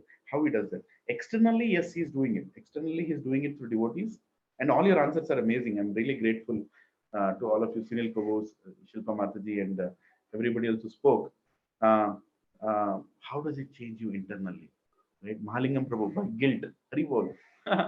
And Teja Prabhu is saying, by following the 4 regulative principles properly, internal change happens. Yes, yes. See, external changes help you internalize. There is no doubt about it, right? Like sometimes when you wear a devotee dress, you start behaving like a devotee. You would not do certain wrong things, which you would normally would do. Or you may not get angry that easily when you're wearing a devotee dress because you become conscious. I'm looking like a devotee. I'm a devotee, or I think. But these are still external. How do you think Krishna is going to change you internally? And let me tell you, when Krishna changes you internally, it's very painful. It's very painful. It is not painful. Why? Because you have to let go and bring the change internally. Internal change is not easy, Prabhujis and Matajis. Yeah, external change is very easy. To talk like a devotee, to be like a devotee is very easy. But to internally change is not that easy. So how does Krishna do that internal change, right? Let me tell you how he does internal change. So by inculcating forgiveness, yes, the beautiful point. Actually, I'm amazed. Such wonderful devotees are hearing this session, and your points are also so astounding. Inculcating forgiveness by becoming humble. But how is he going to bring that forgiveness into you? How is he going to? Krishna sitting inside our heart as super soul is going to bring that change. Yes, yes. And Praveen Prabhu is saying by somewhat balancing our reaction to success and failures in life. Yeah, that is yes. But that's a reaction to what we do, depending on Krishna. Santosh Prabhu is saying. See, how we react after we internally change is another aspect, right? How we react after we internally change is another aspect. But how is he going to? Hari Krishna Prabhu is saying by giving difficulties. Well, Krishna doesn't want to give us difficulties. Krishna gives us what we need. Like, for example, doctor doesn't want to give us difficulties, but the medicine is khatta. It is very bitter. So it feels difficulty for us. But doctor knows that this khatta medicine is going to be the solution, right? So I'll tell you how Krishna makes that internal change. I'm sure I've created the enough suspense here for you all to know how Krishna is going to give that internal change. You all want to know? Yes. Yes. Yes, Prabhuji. Yes, Prabhuji. Yes, we all want to know. By becoming more sattvic? Huh? By becoming more sattvic. By becoming more sattvic. Well, you want to become sattvic, but sattvic is also an external thing. Your choices say that you are sattvic. For example, if somebody looks at me, he might say that I think this person is very sattvic. Lilananda Prabhu is very sattvic. He eats only prasadam. He does these kind of activities. But is it true? Is everything that he's saying is true? Sattvic is very external, right? But internally, my wife knows better what I am. Because she sees me throughout the day. Even right now, if she's hearing this lecture, she might be thinking, abhi phasne wala hai, because people will see his internal side now. Internal thing is very difficult, Prabhu. Internal is what Krishna is looking at. External is okay, but external supports. When we start following the external things, it supports our internal change. Our Okay. habits, our activities. I'm going to tell the answer, right? So our activities, our habits, what we follow in Krishna consciousness, the regulative By principles, being with by being with by yeah, thinking of Krishna 24/7. by Thinking of Krishna 24/7. yeah, thinking Krishna 24/7 is also right. You know, yeah, but how are you thinking about Krishna 24/7? As a order supplier or as a servitor or as a how are you leading your life? You know, it's very easy to say that we are thinking about Krishna 24/7, but am I using Krishna 24/7? That is also another question, right? Or is Krishna being used by me, or am I using Krishna, or Krishna using As a servitor. as a servitor? Yes, as a servitor. So, but the internal change that has to happen in a person to bring you to that stage of of a perfect servitor, Yeah. Krishna brings in a particular way, right? Now I'm going to answer. So let me just mute everyone for a few. There was some other sound also. Yeah. So here is the thing, Prabhu. External changes can happen through association, by looking at the devotees, by looking at all the activities that surround Krishna consciousness. External changes happen, right? That's very straight. By reading scriptures, by reading books, by seeing some examples, by reading some quotes, by hearing to good devotees, all these external changes will happen. There is no doubt about it. But the internal changes happen. How Krishna brings the internal change is by making you work with devotees. By making you work with devotees. When he puts you into a service, when he puts you into a service, and then he makes you work with a devotee or will work with people in devotional circles, then the internal churning starts. Then the internal churning starts. Till then, everything is good. Till then, everything is good. Okay, I am good. Prabhuji, you are good. This is nice. That is nice. But he actually puts you into that situation where you have to work with these people now, and then these devotees are not responding the way you were expecting them to respond. The the devotees are not. Their behavior is questionable to you suddenly. They are telling you things that it's very difficult for you to digest. One question was how to know who is a devotee. Anybody who is chanting Hare Krishna is a devotee. For now, let us accept like that. Anybody who is chanting that doesn't apply to you, but for you, everybody else who's chanting Hare Krishna is a devotee. That's how you are supposed to treat them. Whether you are a devotee or not, you might be chanting Hare Krishna, but you cannot declare yourself a devotee because you know internally what you are. When you close those doors after you come back from satsang, when you finally put that knob, then you know who you are, right? When you are in seclusion, when nobody is around you, then you know who you are. So you are having so many conditions and so many problems, that you know who you are. So you know that whether you are a perfect devotee or not, you know that nobody needs to certify. There is no certificate issued by ISKCON that here is a pure devotee. ISKCON gives you a framework in which you can assess yourself, right? Prabhupada gave that framework. So how do you know others are a devotee? Whether anybody is chanting Hare Krishna. Anybody who comes into your life sent by Krishna is a devotee. When you get into services, when you get into service, then the real churning starts. Then the internal changes happen. Then you are actually, Krishna shakes your faith and tries to understand to what extent are you ready to bend to accept that this person is still a devotee and he has been sent by Krishna, I'm supposed to serve him, right? So that is the reason when people take up leadership roles in our society, a lot of churning happens, a lot of fall downs also happen. And but let me tell you, those people who have fallen down in those situations are far glorious because at least they tried, and they worked on Krishna, and Krishna worked with them, and they actually not fallen. Nothing. There's nothing like fallen in Krishna consciousness. Krishna is saying, "Swalpam apyasya dharmasya trayate mahato bhayat." There is nothing like fall down. We are all trying to go up. Those are the people who took the risk. The more involvement that they get into, right?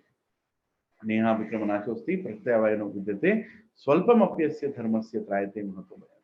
So there is nothing like a loss in this endeavor. So you should understand when you get into services, when you work with devotees, when you actually get into some very, very needed services, then the churning happens. Like exactly, Arjuna was churned by bringing him in front of Bhishma, and Bhishma was churned by bringing him in front of Arjuna.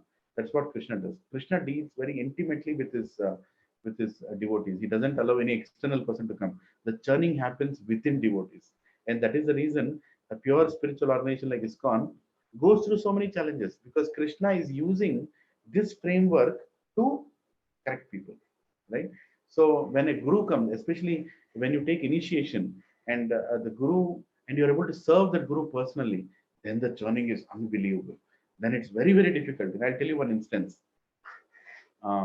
This in ISKCON Chowpatty temple, this I had heard from a god brother.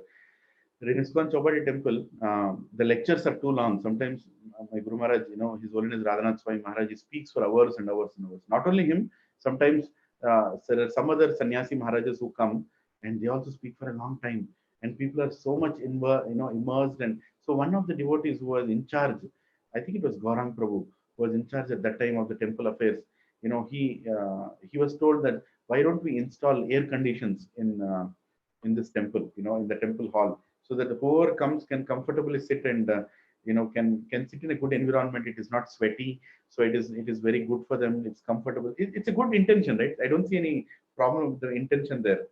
So so what he did, he worked with I don't know if it's Gaurang Prabhu, maybe some other Prabhu, but I remember this example being quoted where where the Prabhu worked day and night. Actually, Maharaj, Radhanath Maharaj, he went on a trip to his preaching trip to America and the worldwide. He was just traveling, but he was told that by the time you come, you're going to see a big surprise, right? So they wanted to surprise Maharaj. So this devotee worked day and night, and he brought so many new systems into place, the latest air conditioning, the ducting system, the less sound system. It should not sound too much, the perfect places from where the air has to blow so that the speaker doesn't get on him. The audience is also not directly getting hit by the AC for such a long time. So the angles in which it is supposed to be kept, all that thing was thought about. And it's a good service, right? I mean, like, just imagine, and then doing it with workmen, it is so difficult. They turn up one day, they don't turn up one day. So the devotee had to go through all of these things, and he finally made sure that the ducting is nicely done, and the whole congregation was so happy. They told Prabhu, you are really going to make Maharaj very happy, because when Maharaj comes back, he sees all this, he'll be so happy to see such a nice service is done. And thousands of devotees now are going to be in a very, very good atmosphere to hear the lecture, right? So he was telling everybody, and the devotee also was like, yes, now Guru Maharaj will be very pleased. Let me surprise Guru Maharaj with all this. So finally, when Radhanath Maharaj came, the devotee says, he looked at this ducting system, the whole ACs, everything that is kept, and then he just looked at the devotee and he told, just remove all of this. It's not in the way I was expecting it to. You have disturbed the whole ambience. It should be kept in a very different way, and the whole look and feel, it doesn't bring the devotional aspect. Whatever else that Maharaj told, I don't want to come up with words, but basically, in a nutshell, Maharaj simply rejected it. He simply rejected it. He said, no, it is not right. And now, what is the devotee supposed to do? What does the devotee go through? The devotee spent days and nights, and very precious Krishna's money is already spent, right? So many donations have already been spent. They've already been spent. The whole thing is installed, and everybody in the congregation is saying it is great. But the main person who has established the temple and the congregation there, the mood of Chowpatty temple, they say, is the mood of His Holiness Radhanath Swami. And so is the case with many other sannyasis and their established centers. They carry that theme of, for example, devotee service, devotee care. Devotee care is the mood of my Guru Maharaj, Radhanath Swami. So he always speaks on that aspect. He's focused on that aspect. There are so many other sannyasis who have another very, very important aspect that they focus on. So here in this case, he was rejected. The devotee did not know what to do. Just imagine, the whole congregation is there, and your guru comes and says, no, this is absolutely incorrectly done, remove it. And so he has two choices. One, he will go and he will prepare a list of, the whole, what do you call that? He'll prepare a whole list of points, why this is right, right? And what all I have done to make sure that this is right. So that is one aspect.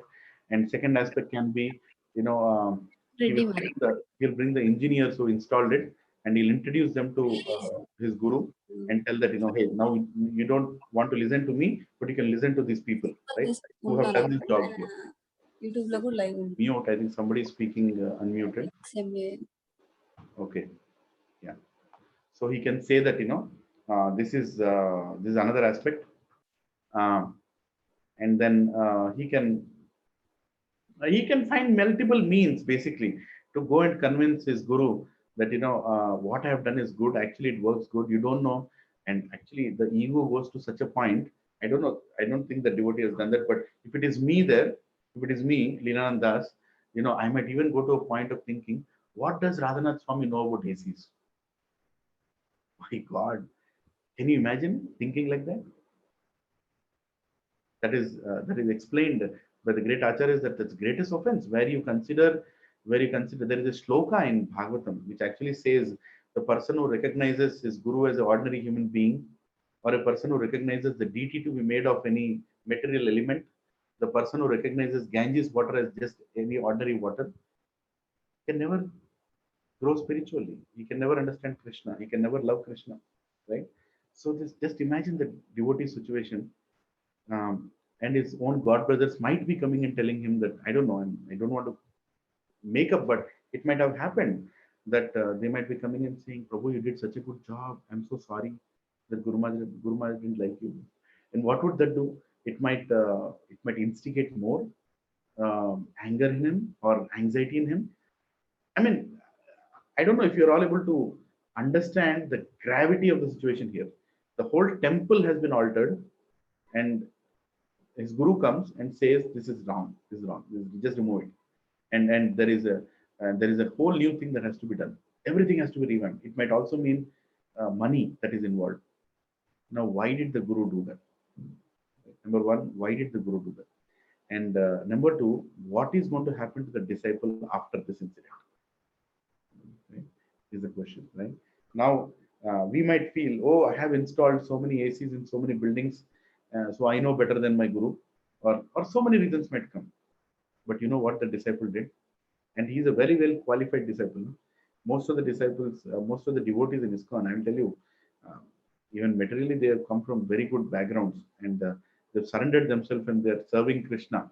So this disciple simply, without any discussion, removed everything. Just removed everything. And with the same enthusiasm, he recreated everything what his guru wanted. And if you now go to ISKCON Chowpatty temple, the AC that you see is the thing that was done by the same devotee, with all the same devotion, with all the same dedication and enthusiasm. Everything, the whole look, the inside look, the places that the little windows on the top walls that you see, it's all designed, with a particular theme, and it is all done.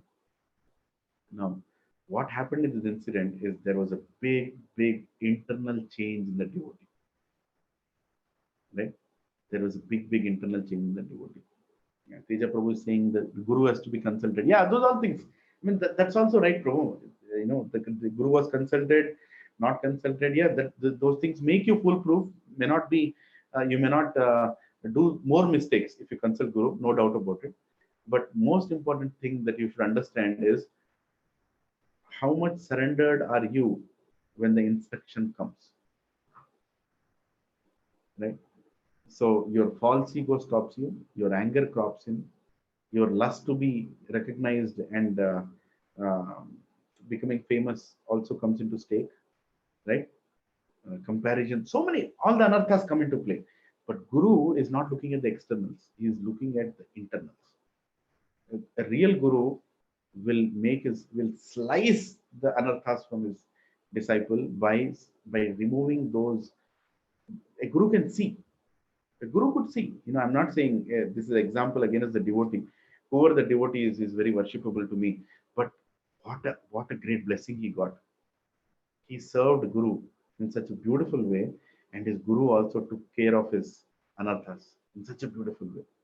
Right? In one example, he showed that he surrendered.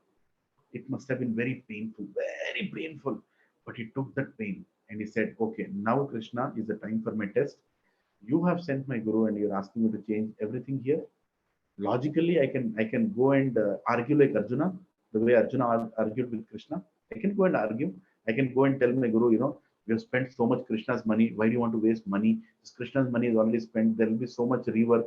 That money is also waste. So there can be so many logical, valid arguments that you can come up with. But the only one thing that will not happen is the internal change.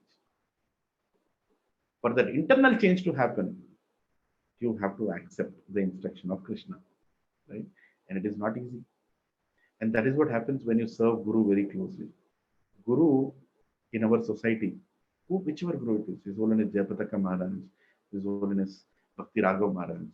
I was hearing very recently from one disciple of Bhakti Raghav Maharaj that when Bhakti Raghav Maharaj is fired up in serving, if you are around him, you are fried. Because he's so demanding in his services. He's like making sure everything is perfect. Even when nothing is there, everything has to be perfect, right? So it's very easy to sit, 500 meters away from a Guru and say, all glory is Guru, very nice. But it is not that easy. It is not that easy, right? So I can correlate the relationship between Lord, Parashurama. Yeah, that is also a good example. So you should understand that internal change is very, very important in Krishna consciousness, and we all are brought into that situation. If we are doing some service, like we are trying to do some service here, serving cows, right? In this satsang, what is special about this Gachibowli satsang group? I proudly say is not about who is preaching here, not about, but we're all working together.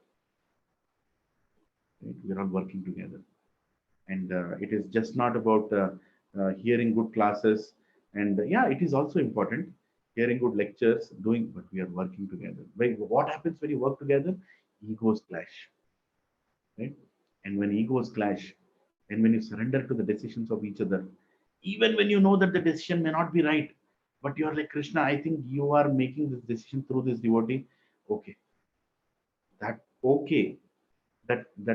surrender of okay is the internal change. Right? And sometimes you even argue with the devotee. I'm not saying not arguing is the answer here. Don't mistake. When you work with devotees, you have to argue also. You have to tell, Prabhu, what you're doing is wrong. No. But this argument is being done at a risk of your relationship to please Krishna. That is also internal change. Right? So internal change happens when you actually engage into services. So the most important thing is we should learn to work with devotees. We should learn to work with devotees. We should learn to take up projects for Krishna. We should learn to take up those risks for Krishna. If you take those risks for Krishna of actually getting into projects, then the internal change will happen. Right? And then you'll actually realize, oh my God, how many anarthas am I carrying with me? And now the instruction is going to come. Am I ready for that instruction? Am I ready to accept that instruction as my life and soul and actually make those changes? It's not easy, but it's needed. If you want to go back to spiritual world, internal change is needed. External change is okay. You can deceive even the Yamadutas with your external change. By wearing this Kantimala and Yamadutas, this fellow looks like a devotee. But at the gate of Vaikuntha, Yamadutas will go, no, I don't think. This devotee is not right. He's not in the right situation yet. He's still practicing. The selection criteria for us to go back to the spiritual world is our unflinching love towards Krishna and unflinching faith in Krishna, that whatever Krishna is doing is for our good. Whatever that he is doing is for our good. That devotee also understood, whatever my Guru Maharaj asked me to do to change the entire AC system is for my good. It's for my good. There is no discussion about it. Now, I've done good job. He has told this money is spent, all that external. If you are told to do something and you're doing it with a faith that your Guru has told and you're doing it, that brings internal change. And that is the internal change which Krishna likes. You don't put into your framework. You don't put a framework there saying, oh, this is not fitting into my framework, so I disagree. I disagree even Krishna's instruction, even Guru's instruction. And that is where fall downs happen. Why the disciples of A.C. Bhaktivedanta Swami Srila Prabhupada could change the world in such a short time? What could they do? If you really see, Prabhupada went in 1965 and his disciples, I think he initiated first disciple in 1967 or maybe 66. I might be wrong. I'm sorry. But somewhere around that time. And still till 1970, Prabhupada the movement did not really kick off. It did not really go everywhere. It was getting ready. But at one point, Prabhupada just looked at his disciples. He just chose, okay, Malati Mataji, and Shyam Sundar Prabhu and Gurudas Prabhu, you three of you go to London and make London Krishna conscious.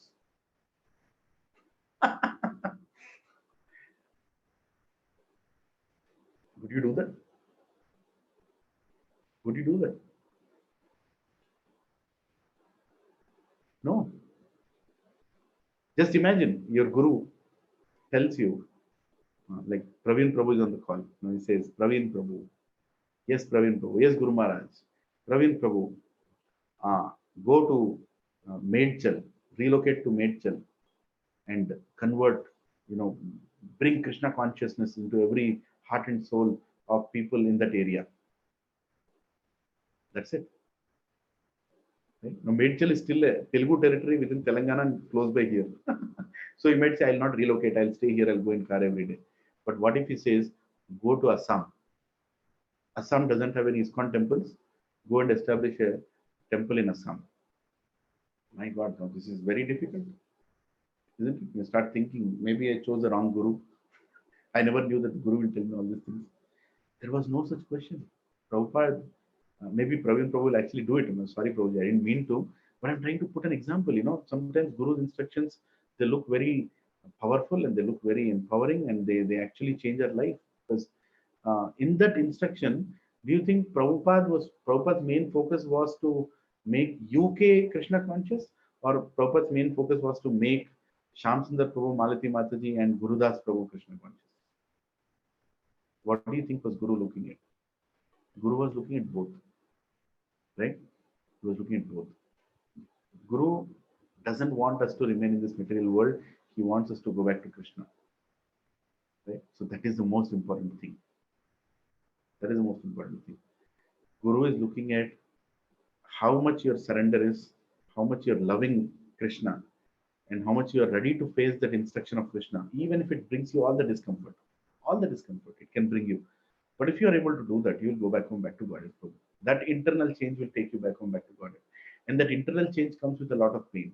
And if you see the greatest of the devotees who have served in our society, or have served not only in ISKCON, but in other Vaishnava societies, they have gone through that internal journey. They have gone through the internal journey. It's not easy. Right? Bhakti brings the change inside. And that change has to happen. I'll tell you one Mataji whom I met some years back, and she was asking me, that how are things, Prabhu? I said, very nice. So she's also a devotee for many years. And then I told her, there are some people in the local satsang, they're coming. And then I told her, this person is, and she said, oh, Reddys are also coming? She's a Reddy. She's a Reddy. Oh, Reddys are also coming? Really? Oh, very good. Like that. Then I just looked, into her eyes. I felt, how Krishna is going to bring this change. Some people are still attached to their caste, still attached to their, social designation. Even in devotee circle, they come and ask, what is your caste? What are you bringing into devotional service, devotional environment? How does it matter? You're a Kamma, Tumma, Raju, whatever nonsense you are, how does it matter? Right? Now, when you come to devotion, you should be ready to let that go. We should be ready to serve even a low caste person, because there is no caste in Krishna consciousness. Krishna consciousness is Vasudeva Kutumbam. We are all children of Krishna. We are trying to become Krishna conscious. Oh, Prabhu, I'm a Brahmin. He comes from this family. I think I'm better than him. People still carry such things. And I'll tell you, these are all internal changes that have to happen, where you're not let going some things which you're still recognizing with. Externally, you might still look like a devotee, but internally, you are still, like sometimes a service is being given to only some people are not giving service. Why is this happening?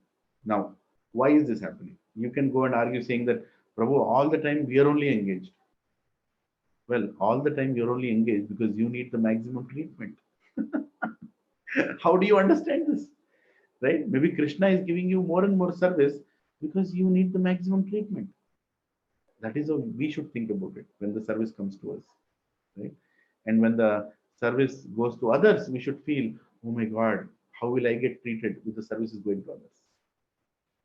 So Krishna consciousness is a journey of transformation internally and externally. And internal transformation comes when you start your services. When you go through churning, when you go through difficult times, even within Krishna consciousness, that is when the journey happens. Ultimately, Prabhu, this whole life is given for one reason, for us to transform internally. That is the only reason of this life, right? Keep aside any other comforts. That is the only reason we have been given this opportunity of human life. Now, we should be ready to face whatever changes that are going to be brought into us, no matter what we lose or what we gain materially, and sometimes even spiritually.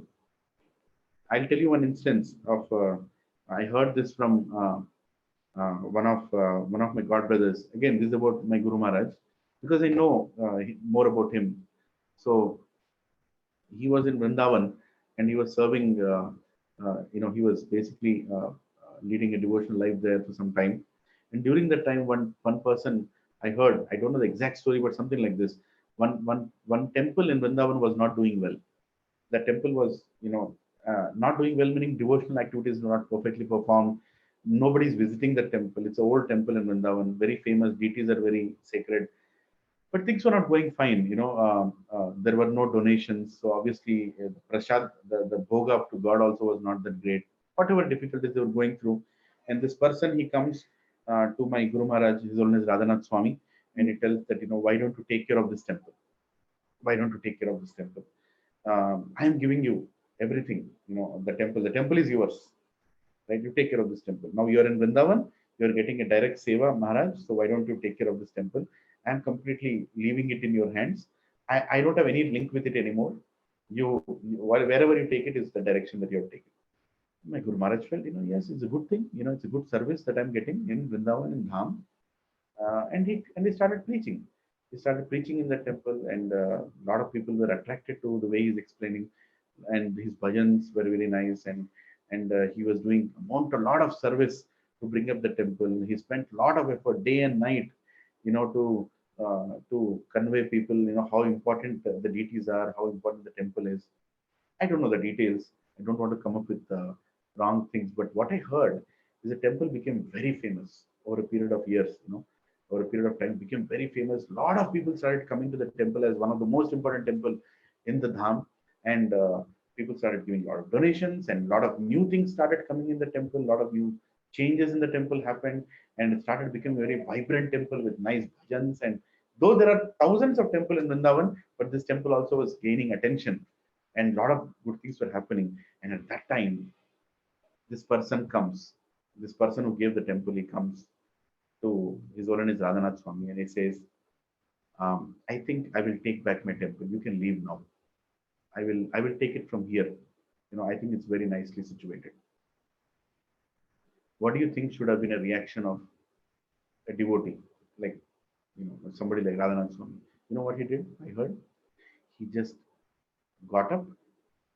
He said, I'm so grateful for the service you have given. Thank you. And without any regret, anger, expectation, anything, he walked out of that place. And the temple is still going on, right? So this shows that the whole activity that was done purely to serve Krishna, and there was no other ulterior motive. And that is what makes a devotee great. If he gets up and argues, you have already gave the documents to me, the temple belongs to me, the temple is in my shelter, then it's a problem. Then you are not serving Krishna, you are serving your own ego. You're trying to identify itself with only with you. Right? See, things happen. In devotional life, the tests are more, the tests that we go through are more difficult to pass than in material life. People feel, Prabhu, devotional life ko aane ke baad, things should be very nice. Everybody should be very nice to me. I should be very nice to everybody. Things should be perfect. No nonsense. People are very respectful to me. I'm also respectful to them. You pat me, I'll pat you. And we all will chant together, do Harinam together, do this, do that. No, but Prabhuji's, if Krishna wants you to progress in devotional life, that is not the way it is going to be. As I told many times, His Holiness Devamrit Swami Maharaj, he says, this whole society of ISKCON society is a hospital. It's a hospital. And only sick people come to this hospital. And the sick people are very nicely treated. Very nicely treated. Provided you stay in this hospital, right? And provided you take the medicines of this hospital. And provided you are ready to be churned in this hospital. Churned in this hospital. It's very, very important, right? So internal change comes when you engage yourself in services. You can keep attending satsangs like this. You can keep attending satsangs like this, continue to chant 16 rounds. But until you take up services and work with devotees, the internal change will not come. The internal change will come when you work with devotees. When you work with devotees. That is the reason when Prabhupada left, his last instruction was cooperate. Please cooperate with each other. Because Prabhupada knew that is the most difficult thing to do in today's day and time. Most difficult thing to do. Because how would you understand the intention of a devotee? How would you understand why a devotee is doing what he is doing? Krishna is telling, my bhakta cannot be understood by, what is it? Sanisa sarva bhutanam, yanisa. What is day for a devotee is a night for a materialist, and what is a night for a materialist is a day for a devotee. Tasyam Jagriti Samyami. Tasyam, I forgot that shloka. Krishna. Anyway, my Kaliva memory, my head is going. This is the effect of not being in association. I have not been reciting shlokas. I have not been reading properly.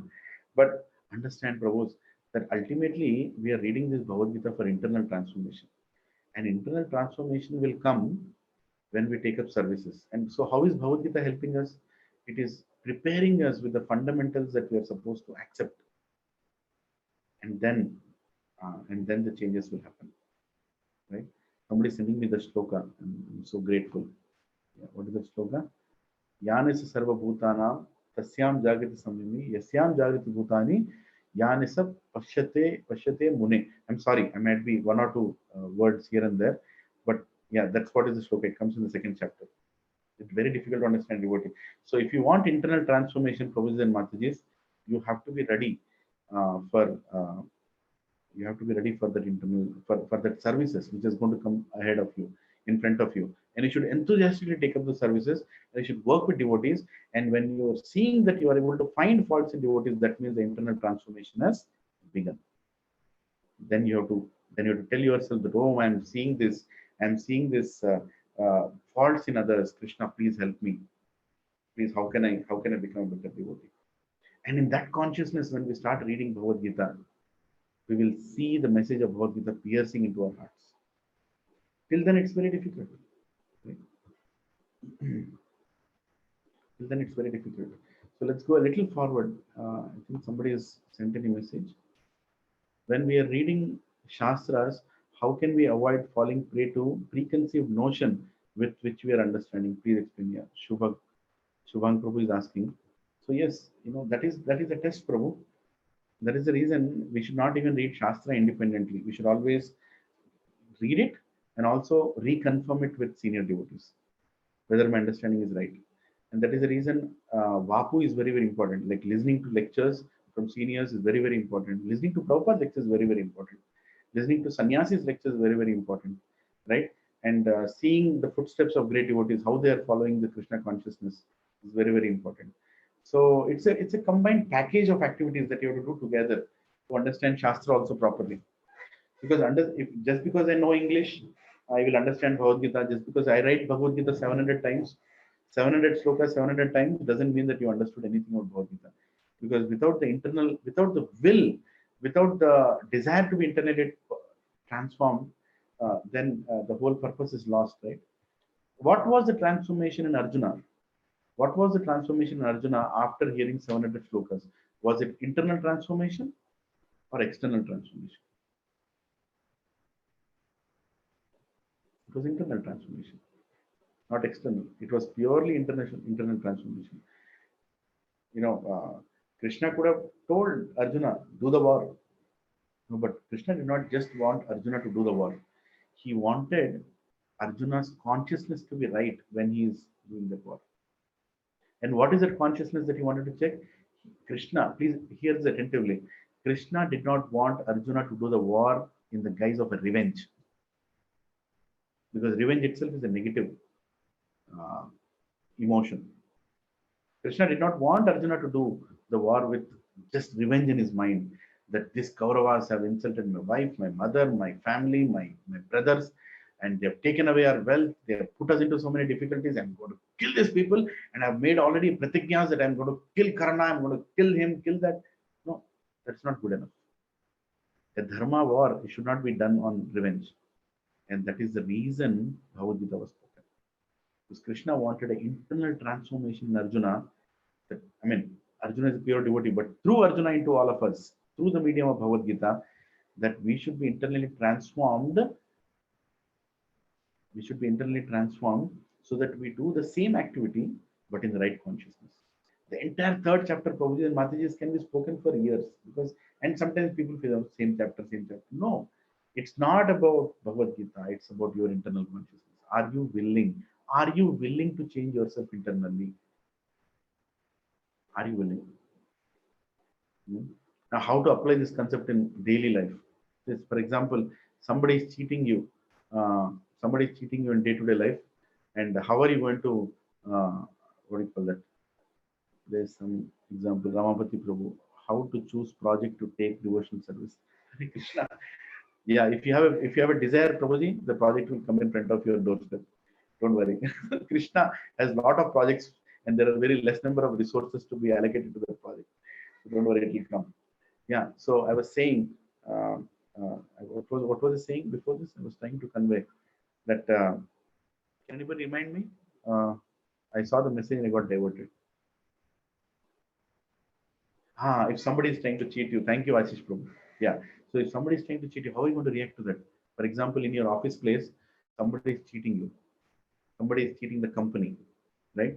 Now, am I going to see this as Krishna's decision that you should be cheated, and for my internal transformation, accept that? How should I react? Come on, let you answer. You only answer, and let us see, how we'll find the best answer here. If somebody is cheating you, are you going to react that the cheating is very good? It's internal transformation, the company.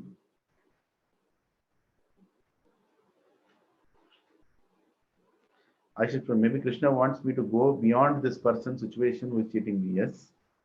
Yes, it's a good answer. Sunil Prabhu is saying we should do what Krishna is telling us. Krishna was with Arjuna to directly tell.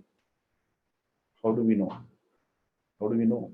It's a question and a question. This is a question. I know, that's a question.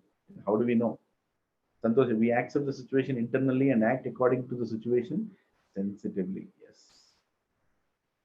We accept it internally and also apply your common sense that Krishna has given. Yes. Any other answers? Okay, in the interest of time, I'm very grateful for your amazing answers and questions. So the point is, if somebody is cheating you externally, first of all, number one, whatever he's doing, is it harmful to many? Not only you. For example, if somebody cheating the company, are you going to take the action against him? Definitely you should take the action, right? Because it's just not you. No, it's not about your transformation alone, right? You're looking at, how his activities are going to affect many people. If somebody is cheating a company, what will happen? The company will suffer losses, and as a result, the company has to lay off so many people, and so many people will become jobless. For your humility, you cannot make companies go through all this wrong. So you have to punish that person, right? Number one. Number two, yes, he might be cheating you, and you accepted that you deserve to be cheated. but then you have to apply your common sense. You have to apply the logical brain, and you should also try to convey to that person that, Prabhu, I'm sorry, whatever that you have done, but then can we just stop it here, right? You have to accept pain for yourself, but you should not accept pain to others. That should be the most important theme there. Yes, whatever damage has happened to me, maybe I deserved it. I should try to claim it back. But then if it doesn't come, maybe I deserve it. I'm not attached to that damage being recouped, right? I'm not attached to the damage being recouped. But if the damage is being done to others, I should immediately stop it, right? I should apply my common sense. I should do the needful.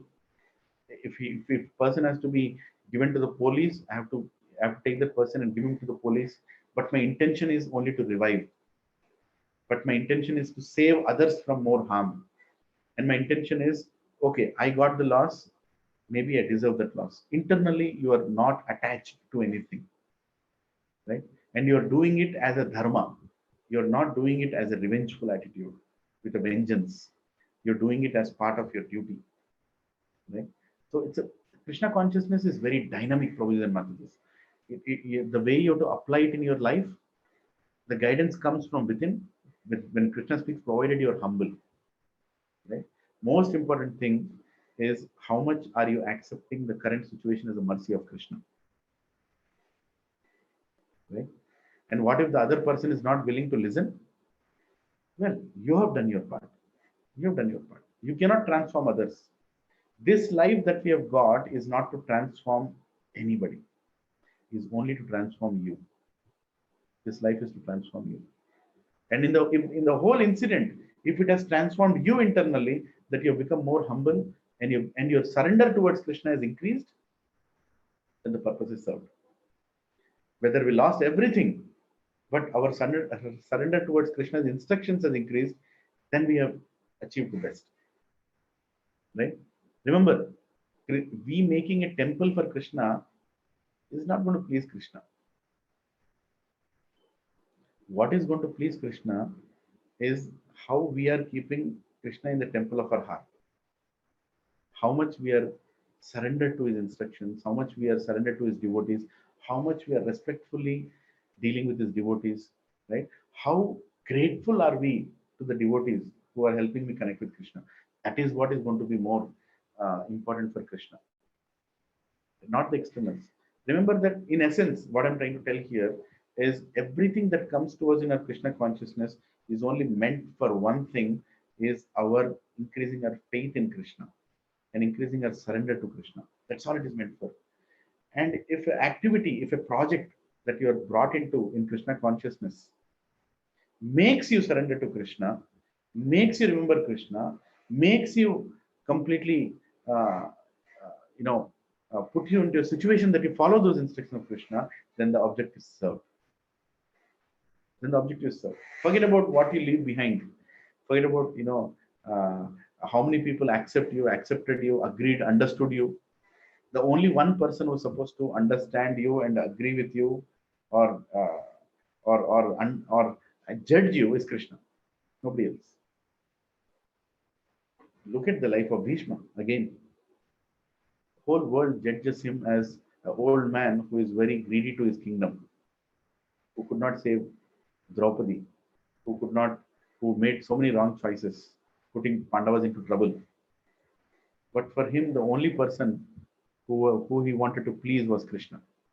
Because Krishna wanted to use him for a higher purpose. He was okay for all the other misunderstandings, but even by his own loved ones, he was okay for them. That is called pure devotional service. Right? So to please Krishna, to understand the instructions of Krishna is our primary goal. And that will come when we are willing to internally change. And willing to internally change means to accept every situation as a gift from Krishna and to be grateful to Krishna and to remember that he is our only well-wisher and Krishna and his devotees are only hope.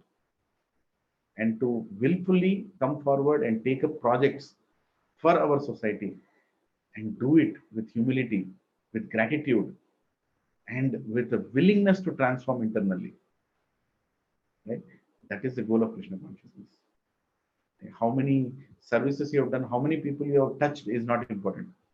What you have become after touching those people is important. Right?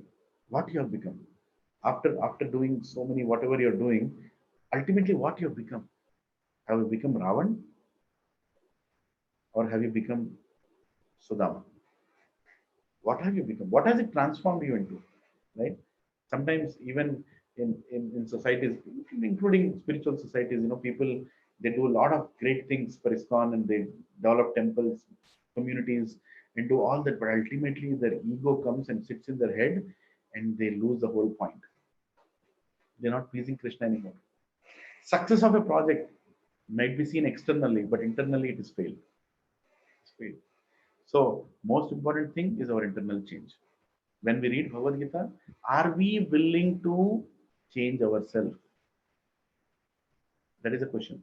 Now Arjuna has asked two questions here. What did he ask? Krishna, why are you asking me to do the ghastly war? As well I can be a nice yogi, like a Sthita Prajna, sitting in a corner. Right? Why are you asking me to go through all these difficulties? And by the way, your instructions are looking so same. Which one you want me to choose? He's asking these questions. And now the answers are going to come. But are you willing to implement those answers? Are you willing to change internally?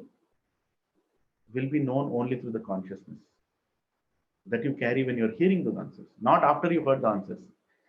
People have read Bhagavad Gita. I know some people who have read Bhagavad Gita practically like thousands of times. But when they heard from Prabhupada, they realized that they never heard Bhagavad Gita. Prabhupada explained Bhagavad Gita in such a beautiful way that he made Krishna speak to the people through Bhagavad Gita. Again, after 5,000 years, Krishna is directly speaking to us through Prabhupada. I'll tell you, when you're reading Bhagavad Gita, one of the things that you should do is never miss the purports. And when you're reading the purport, just replace every impersonal sentence with I and me. Just replace it and read that. You will realize that it's a personal instruction of Krishna coming through Prabhupada to you, to us. And then the transformation will be ready. We are ready. Okay, now the instructions are coming to me. A lot of times people say, Prabhu, I'm not getting personal instructions. Personal instructions are already there. But you are not reading them as your instruction. That is the problem. We have to learn to read that way. Right? So now let us see one more shloka, and we'll see how Krishna is answering his question. And share the screen again. Yeah. So here, as you can see, I've told this actually this one paragraph has stolen most of our discussion today. I'll read it once again. Now maybe you can relate. Problem is Arjuna was carrying some preconceptions, and then whatever he heard from Lord Krishna, Arjuna is trying to fit that into his preconceptions or framework. Tendency is, if we hear something we don't know, we first try to place the unfamiliar into the familiar mental cupboard, until we realize that our mental cupboard exists. No one can help us, and that needs a lot of humility. The Lord Krishna has introduced a new option, renunciation and action. Right? Now let us hear the first instruction about Nishkama Karma. Lord Krishna is saying, here, Shri Bhagavan Vacha. So let's read the translation. The Supreme Personality of Godhead said, O sinless Arjuna, I have already explained that there are two classes of men who try to realize the self.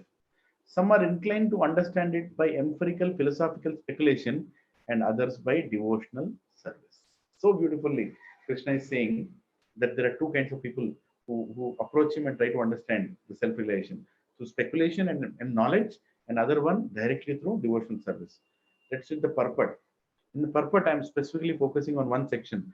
Religion without philosophy is sentiment, or sometimes fanaticism, while philosophy without religion is mental speculation. This sentence itself is enough to spend hours and hours to understand what our mental state is. Right?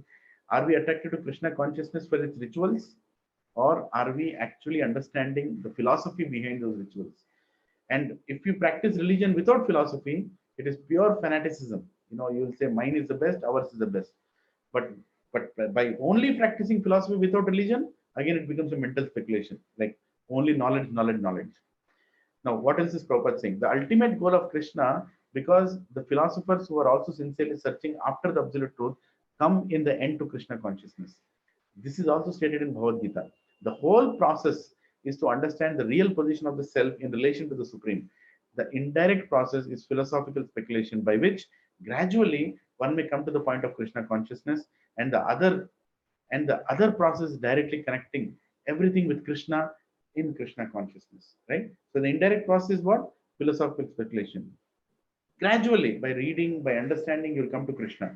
But the ultimate process is devotional service, where under the instruction of a guru, under the guidance of a guru, you're directly serving Krishna through the process of bhakti. Right? So now here in 3.4, let's read the instruction. Krishna is saying, not by merely abstaining from work can one achieve freedom from reaction, nor by renunciation alone can one attain perfection. Very importantly, Krishna is telling Arjuna that you are telling that you don't want to do war. You want to just sit, and say that I'm a Sthita Prajna, I'm a Jnani. Why should I get into this ghastly warfare? But Krishna is saying not by merely abstaining from work. And why is he using the word work? Because Krishna is telling that your work is to do the war. You are a Kshatriya. Your work is to do the war, right? So you have been chosen to be king. So now do that work. Not by merely abstaining from work can one achieve freedom from reaction. Now, say for example, you are a doctor, right? Say for example, you are a doctor, and you choose to not treat a patient, and tomorrow that patient dies, and his relatives come and tell, hey, what did you do? And he said, no, I didn't do anything, I just did not treat him. Is that not violence? That is also violence. Inaction, when you are in a responsible position and you don't act towards it, that is also violence. We discussed about it prior also. So you should understand what Krishna is trying to get to, right? Krishna is saying inaction is the problem, right? Nor by renunciation alone can one attain perfection. Just by saying that I'm renounced, you can attain perfection. No, that is also not the way, right? Here Prabhupada in his purport says, without purification of heart, sannyasa simply is a disturbance to social order, right? A lot of people today want to declare themselves as saints and gurus and very prominent renunciates in the world. But if they're not properly mentally situated, that sannyas itself is the biggest damage to society. Are we not seeing it today? So many people who are declaring, that they are devotional, but they don't even know what the devotion means. They don't even know what the renunciation means, right? I'll tell you an example, a very direct, shooted example. In this, about this preacher, right, Zakir Naik, who tries to quote from Quran, from here, from Vedas, and tries to create a big scene on the stage that he is the most knowledgeable person. He can declare the ultimate conclusion of Prophet Muhammad. Like that, he does all that, right? So recently, one person, not recently, but in the past, one person asked him a question that a 104-year-old person, somewhere in South Africa, a 104-year-old person married a 13-year-old girl, right? A 104-year-old person who is a Muslim, he married a 13-year-old girl. Now, what does Quran say about it? Is it not exploitation? Right? That was the question. Now, this person, Zakir Naik, because his understanding is limited. He is very limited to his level. He doesn't want to accept any other religion as important or any other scripture. He wants to say what is there in Quran, even though not understanding Quran also, the essence of Quran. Right? Now, can you imagine what his answer was? He said, if the 13-year-old girl is okay to marry with the 104-year-old person, what is your problem? My God, can you imagine? A person who is projecting himself to be a spiritual person, who is like a Masiha to the world, to the community, is giving such a wrong answer, such a bad answer. What is he conveying to the society by giving that answer? What responsibility is taking by giving that answer? And is he glorifying Quran by giving that answer? No. And he's saying that was his ultimate answer. He said, a person can marry any number of people, and Quran says 4 ladies he can marry, and he can even marry a 40. And by the way, the moment a girl comes to her puberty, that is the right time for her to get married. And if a 13-year-old wants to get married to 104-year-old, then what is the problem? Jab Mia Bibi Razi, kya karega Kazi? No, something. He also quoted this slang, quotation there. Whereas if you come to Vedic scriptures, a true renunciate, when you ask this question, he'll say, we have a proper process in Varnashrama Dharma, whereby as we grow in our age and our occupation, we tend to renounce things, right? That's why it's such a beautiful order, right? Brahmacharya, Grahastha, Vanaprastha, Sannyasa. And sannyasa doesn't mean that you have to put a yellow garment and sit in some forest or wander. No, even in the house, even in the very place where you are, you can take the mode of sannyasa. Is what? You're renounced and completely attached to God. How can a 104-year-old person get attracted to a 13-year-old girl if he's really performing spiritual life properly? Because that level of knowledge is not there in Quran. They could not. They cannot digest. They cannot digest because that Quran is given to people in a place in Middle Eastern countries that was revealed. Prophet Muhammad had to deal with such kind of people where they were not even ready to hear a proper instruction. So he did not give he could not give, rather he cannot give Brahmacharya ashram, Grahastha ashram, Sannyasa ashram. This is too much concept. But we are fortunate to be born in Bharatvarsha where we are introduced to these concepts. Now, a lot of Hindus don't have appreciation for these concepts either. When one of the child becomes brahmachari, immediately the parents start shouting, "Oh, my son has left us. He has gone to religion. He has messed up his life." So it's not about Muslims not understanding. It's not about Christians not understanding. It's not about Hindus not understanding. Generally, the perception, right? You should understand that when somebody represents religion, when somebody takes up that high position of a preacher, he should be rightly situated. Otherwise, he becomes a burden to the society. This is exactly what Prabhupada is saying. That it's very important that renunciation should be followed by right philosophy, should be followed by right disciplinic succession, should be followed under the instruction of a guru. Very, very important. Otherwise, that sannyas itself will become a big burden to the society. Right? Like Prabhupada is so beautifully explaining here in this purport. Right? Without purification of heart, sannyas is simply a disturbance to the social order. It becomes a big disturbance, and a lot of innocent people will be affected by such kind of people.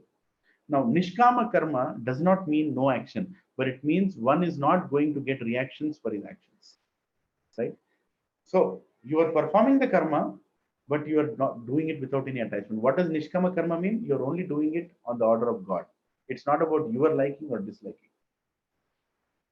So not performing, I discussed about the example of a doctor. By not performing action, when it is needed, a doctor gets more karma than by performing it.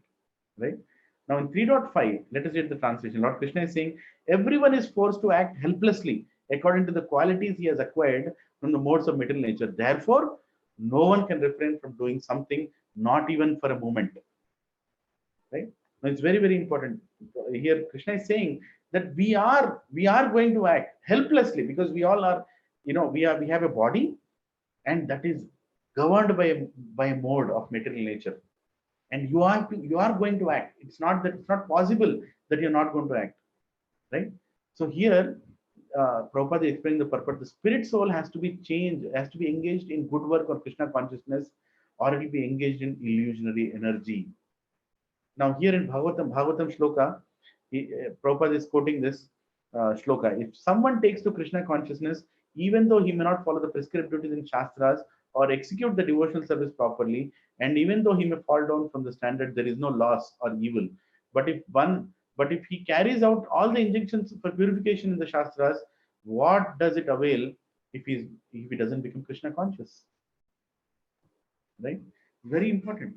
That see, we cannot be stopped from acting. We have to go out and do some work. But very important thing is that we are properly engaged on what work we are planning to do. That's very important. That needs guidance. Either you work for Maya, if you don't have proper guidance, or you work for Krishna. It looks the same externally.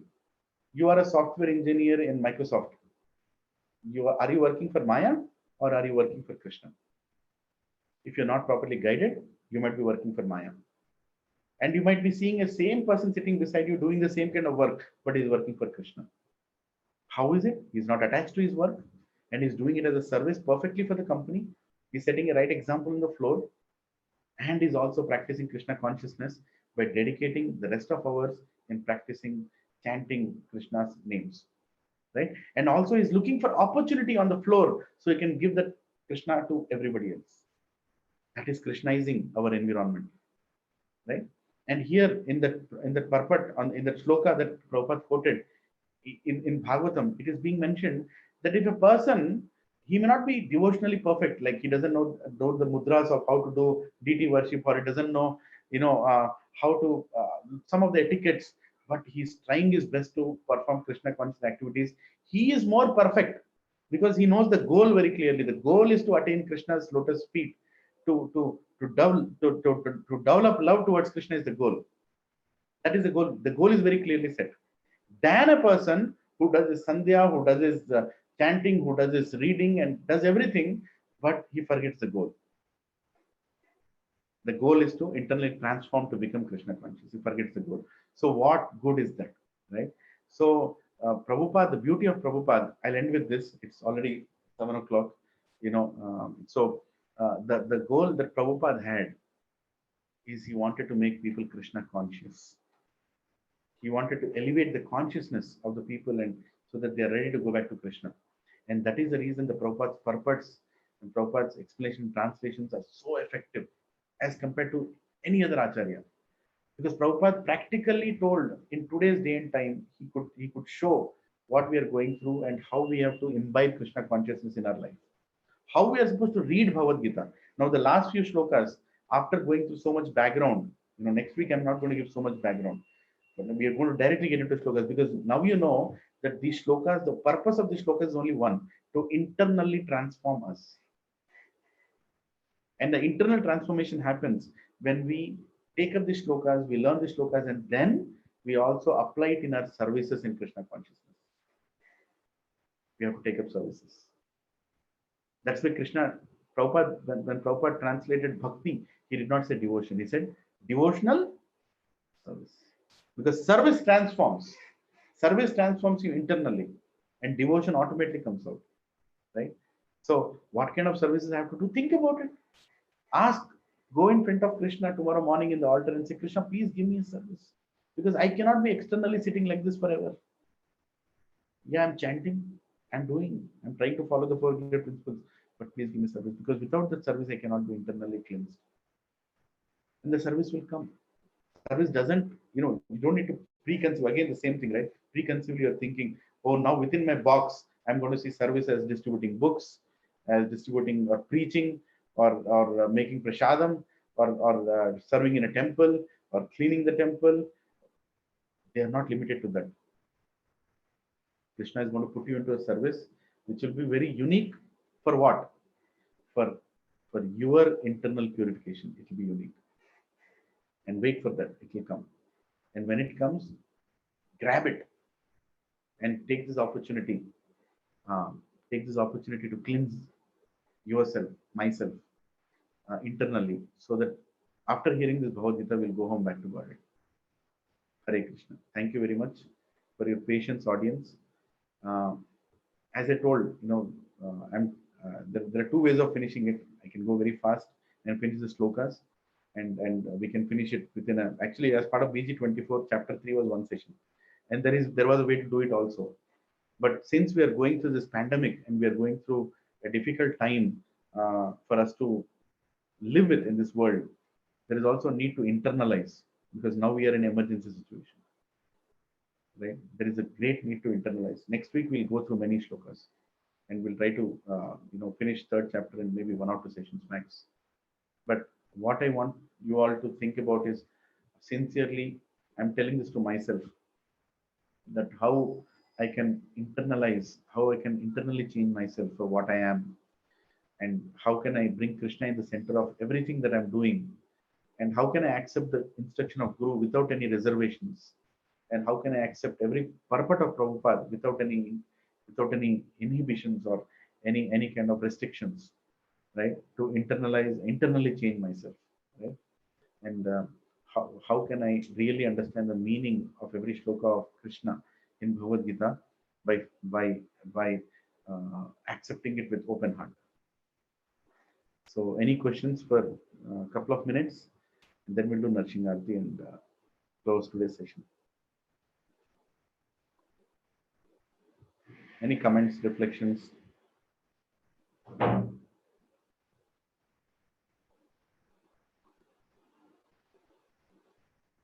No?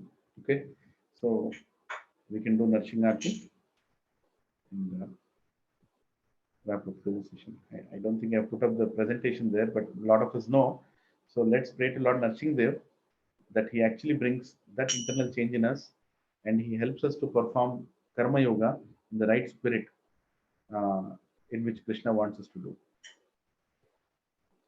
Namaste Narasimhaya, Namaste Narasimhaya, Prahlada Ladadaine, Prahlada Ladadaine, Hiranyakashi Korvakshaha, Hiranyakashi Korvakshaha, Shilatankanakalaye, Shilatankanakalaye, Ito Narsimho Parato Narsimho, Ito Narsimho Parato Narsimho, Yato Yato Yami Tato Narsimho, Yato Yato Yami Tato Narsimho.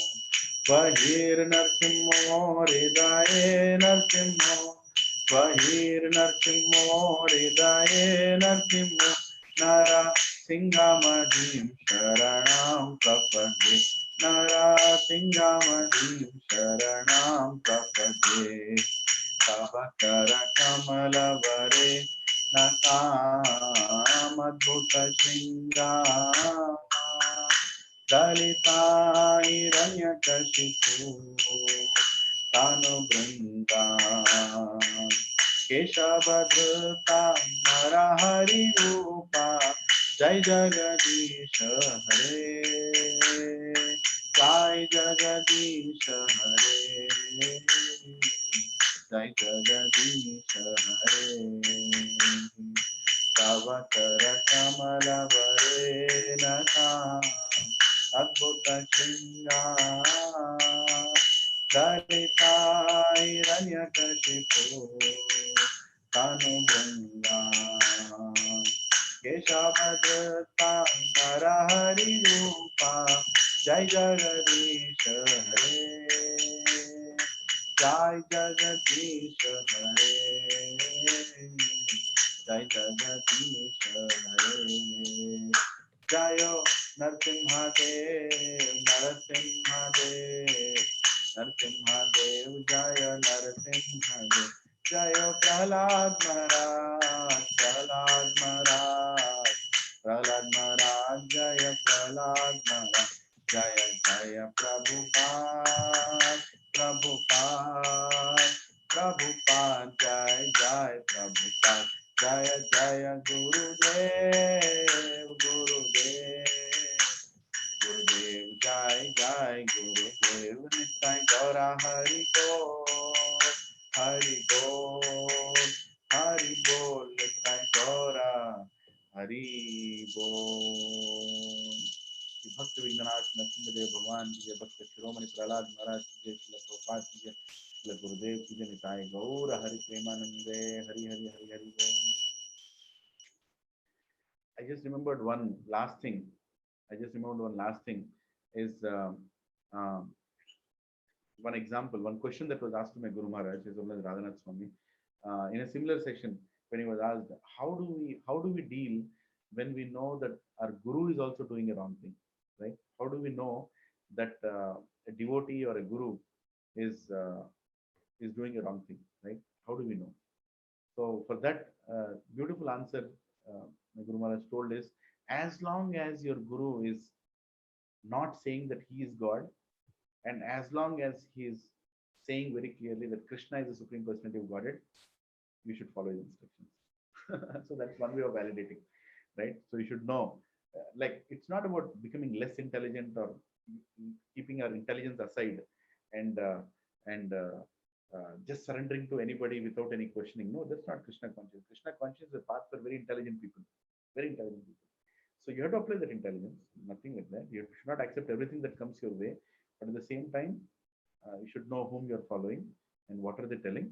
So remember this always, that we are here to serve Guru, we are here to serve Srila Prabhupada, using our intelligence, applying our intelligence, but with the willingness to internally transform. So I thank you all for patiently hearing a long session again, 2.5 hours. And I hope that this session will transform me internally, because there are a lot of internal changes that I know that in spite of leading millions of lives, I'm not able to change. So let me also work on it. So please take care of yourself. Prabhuji and Mataji, I'm sorry. I forgot. I wanted to tell you something very important. I've heard of an incident very recently that, one person, I'll not name that person, doesn't need to be named. Very young person, very nicely situated with good health, but has gone through a very difficult time through a brain hemorrhage, like literally paralysis of one side of your body, because he was taking too much office tension sitting at home, during this pandemic. So I request humbly that, this body that you have been given is a gift of Krishna. Don't take too much office tensions. Working online is not a human ways of working. It's very inhuman. It's impersonal way of working. So don't expect 100% efficiency from your subordinates, from your bosses, including yourself. You should put your best, but don't take complete blame, and accept that, there's a difficult time. Whichever profession you're working from home, over phones or over internet or over chat, whatever it is, don't take too much tension.